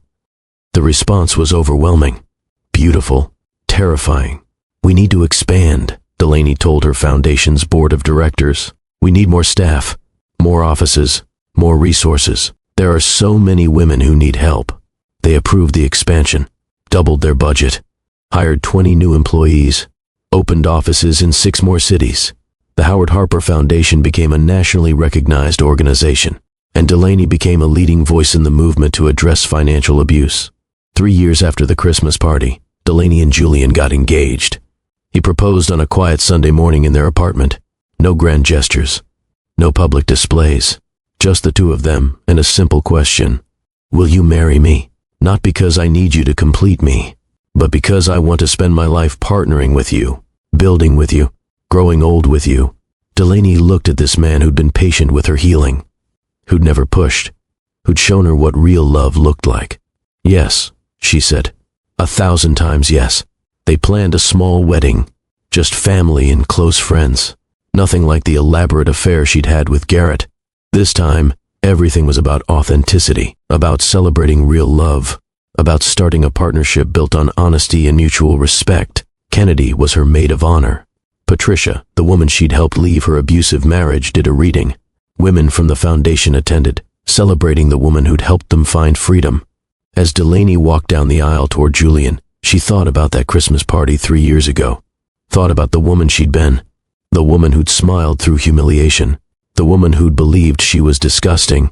That woman was gone. Transformed into someone stronger. Someone who knew her worth. Someone who'd built something beautiful from the ruins of betrayal. Julian smiled at her as she reached the altar. "I love you," he mouthed. "I love you too," she mouthed back. And this time, those words meant something real. Something healthy. Something that would last. Now, before I tell you how this story ends, before I share the final lesson Delaney learned, I need you to do something. If this story has moved you, if it's given you hope, if it's shown you that healing is possible, hit that subscribe button right now. Ring the bell so you never miss a story. Drop a comment telling me where you're watching from, or just type, "I'm with you, Mr. Hearthline." Share this video with someone who needs to hear it. Someone who's going through betrayal. Someone who thinks they'll never heal. Show them that transformation is possible. That love can come again. That the ending can be better than anything they imagined. 4 years after the Christmas party, Delaney got a phone call she never expected. It was from Garrett. He'd been released from prison 6 months earlier. This was his first attempt to contact her. She almost didn't answer. Almost let it go to voicemail. But something made her pick up. "Hello, Delaney. It's Garrett. I know you probably don't want to talk to me. I know I don't have the right to call you, but I wanted to." He paused. "I wanted to tell you I saw your TED Talk." Delaney had given a TED Talk 2 months ago. It had gotten 12 million views. It had been about transforming betrayal into purpose. "Okay," she said carefully. "You were incredible. The woman on that stage, that's who you always were, but I was too broken to see it. I tried to make you smaller so I could feel bigger. And I'm sorry. I'm so incredibly sorry." Delaney sat down. This was different from the phone call from prison. This felt more genuine, more raw. "What do you want, Garrett?" "I don't want anything. I just wanted you to know that I'm getting help. Real help. Therapy. Treatment for the addiction issues I never admitted I had. Working on becoming someone who doesn't hurt people." "That's good. I'm glad you're getting help. I also wanted to tell you that you were right about everything. The affair wasn't about you being boring. The embezzlement wasn't about needing money. It was all about me being broken and refusing to face it. I know. And what you've built, the foundation, the book, the lives you've changed, that's remarkable. You took the worst thing that ever happened to you and made it mean something. I admire that." Delaney felt something shift. Not forgiveness exactly, but a recognition that Garrett was finally taking responsibility, finally doing the work to become better. "I hope you continue to heal," she said. "I hope you find peace. But Garrett, I need you to know that we're done. Completely done. I'm married now. I have a life I love. And you're not part of it. I know. I'm not asking to be. I just wanted to tell you I'm sorry, and that I'm proud of who you've become, even though I have no right to be proud. Even though I almost destroyed you. You didn't destroy me. You revealed who I really was, and for that, in a weird way, I'm grateful." After they hung up, Delaney sat for a long time thinking about the conversation. Garrett sounded different. Healthier, like he was actually doing the work to change. She hoped he was. Not for her sake, but for his, and for anyone else who might come into his life. Julian came home and found her sitting quietly. "You okay?" he asked. Garrett called. And he apologized. Really apologized. Said he's getting help. Acknowledged that what he did was about his brokenness, not my inadequacy. "How do you feel about that?" Delaney thought about it. Relieved, I think. For years, part of me wondered if maybe he was right. Maybe I was boring. Maybe I was disgusting. But hearing him admit that it was never about me, that helps. "You were never any of those things," Julian said. "You were just married to someone who couldn't see your value." I know that now. But it's nice to hear him admit it. They held each other that evening. Delaney felt the last piece of her healing click into place. She'd forgiven Garrett, not because he deserved it, but because she deserved peace. And now, hearing him take responsibility, She finally had complete closure. 5 years after the Christmas party, Delaney stood in the Foundation's headquarters looking at a map on the wall. Red pins marked every city where they had an office. Blue pins marked cities where they'd helped women escape abuse. The map was covered in pins. Thousands of them. "We've helped over 20,000 women," her director of operations told her. 20,000 women who are now financially independent, who've escaped abusive situations, who are building better lives. 20,000. Delaney felt the weight and wonder of that number. "Every single one of those women is a testament to your courage," the director continued. "You could have walked away quietly 5 years ago, but you chose to fight, and because of that choice, 20,000 women have better lives." Delaney thought about that woman at the Christmas party, the woman who'd smiled while being humiliated, who'd believed, even for a moment, that she was disgusting. That woman had become this woman, the founder of a national organization, a best-selling author, a sought-after speaker, a happily married woman, someone who'd transformed pain into purpose. And that transformation hadn't happened overnight. It had taken 5 years of hard work, 5 years of therapy and healing and choosing growth over bitterness, 5 years of helping others while helping herself. But it had been worth it. Every difficult moment, every painful memory, every step of the journey, it had all been worth it to get here.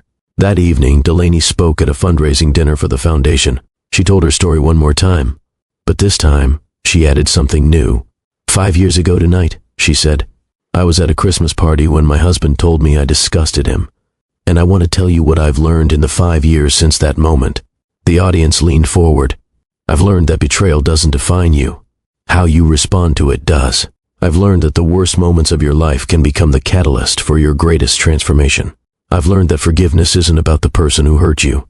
It's about freeing yourself from the prison of hatred. I've learned that real love doesn't make you smaller. It makes you more fully yourself.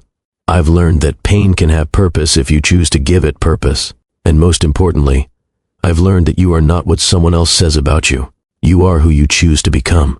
She looked out at the audience, at the faces of women who'd survived their own betrayals, at the advocates and allies and supporters. If you're sitting here tonight carrying the weight of someone else's cruelty, I need you to hear this. Their words don't define you. Their actions don't diminish you. Their betrayal doesn't determine your worth. You get to decide who you are.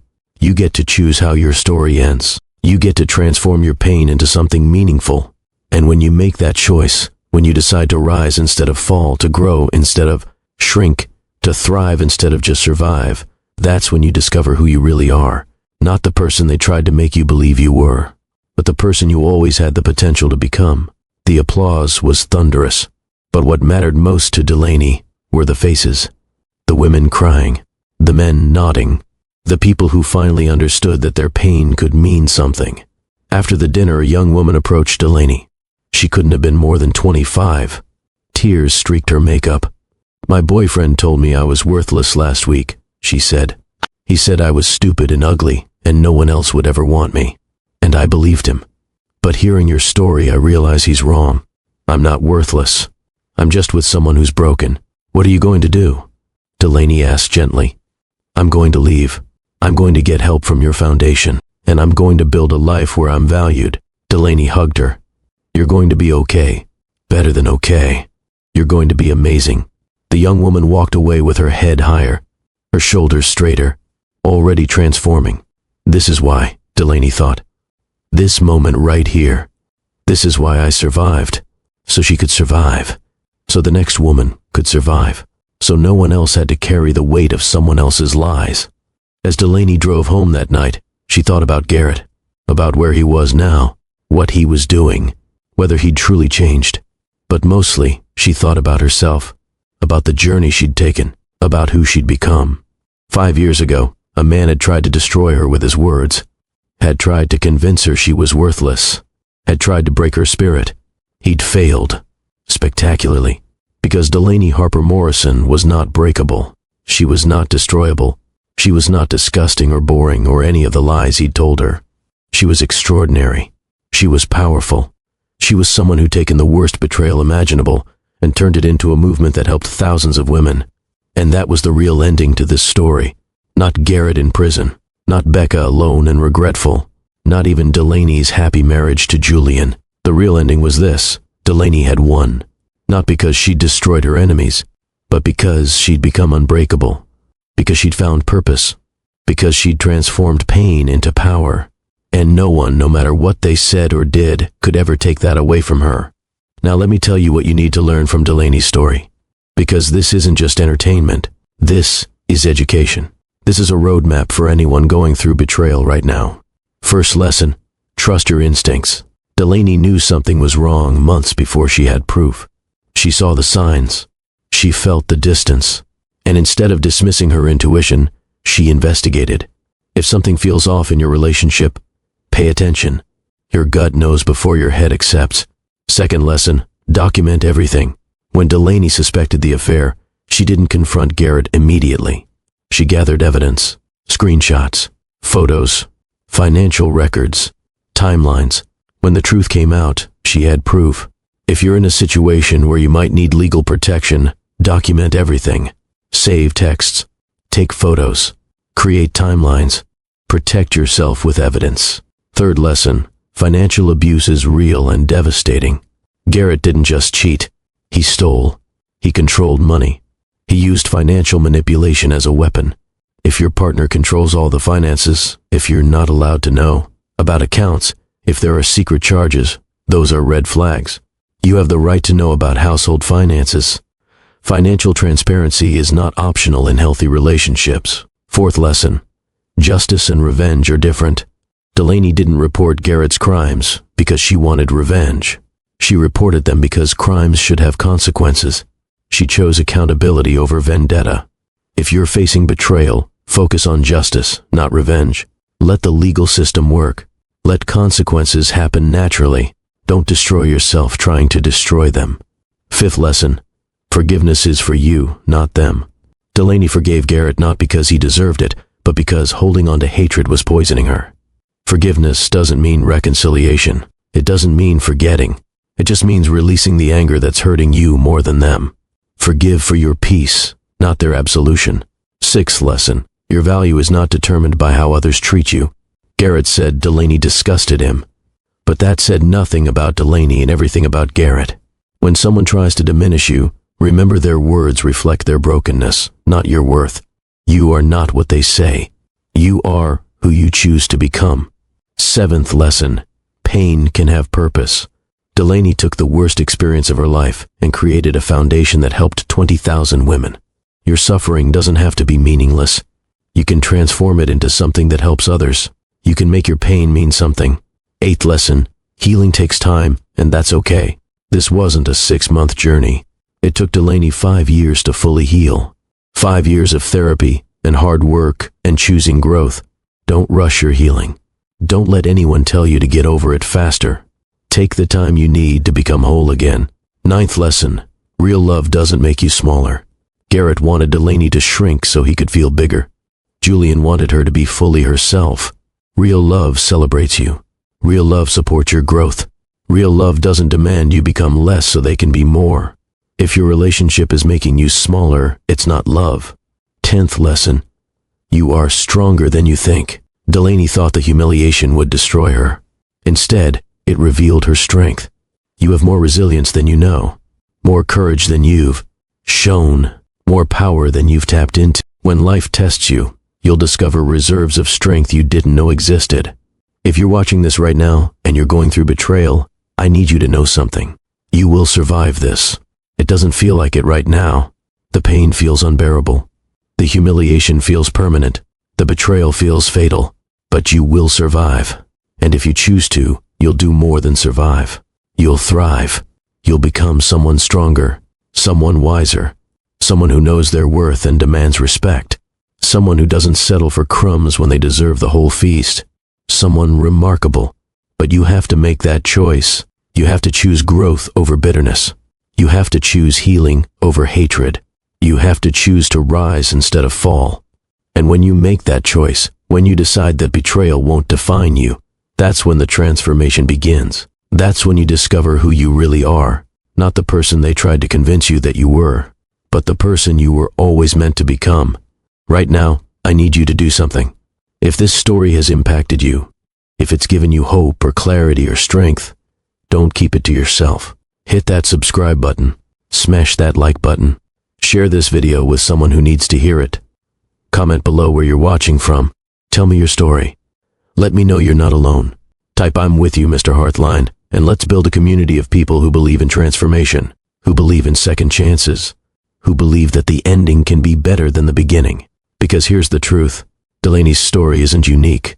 It's the story of millions of people who've been betrayed, who've been humiliated, who've been told they're not enough. The only difference is Delaney chose to fight back, chose to document the truth, chose to hold her betrayer accountable, chose to transform her pain into purpose. You can make that same choice. You can be the hero of your own story.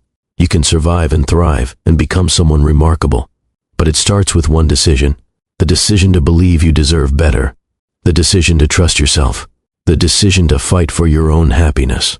So what's it going to be? Are you going to let betrayal define you? Or are you going to let it refine you? Are you going to stay broken? Or are you going to become unbreakable? Are you going to believe the lies someone told you about yourself? Or are you going to discover your true worth? The choice is yours, just like it was Delaney's, just like it is for everyone who faces betrayal and has to decide what comes next. Choose wisely, choose bravely, choose yourself. This is Mr. Hearthline, reminding you that every ending is a beginning. Every betrayal can teach strength. Every moment of pain can become a testimony of triumph. Your story isn't over, it's just beginning, and the best chapters are still ahead of you. Until next time, protect your heart, but never let it grow cold. Trust carefully, but don't stop trusting. Love deeply, but love wisely. And remember, you are never disgusting, never worthless, never less than. You are remarkable, valuable, and worthy of everything good. Subscribe if you haven't already. Like this video. Share it with someone who needs hope. And comment below. Tell me where you're watching from. Tell me your story. Or just type "I'm with you, Mr. Hearthline," so I know you're part of this community. I'll see you in the next story. Until then, keep rising, keep growing, keep becoming who you were always meant to be. Because you, just like Delaney, are capable of extraordinary things. You just need to believe it. This is Mr. Hearthline, and I'm with you every step of the way.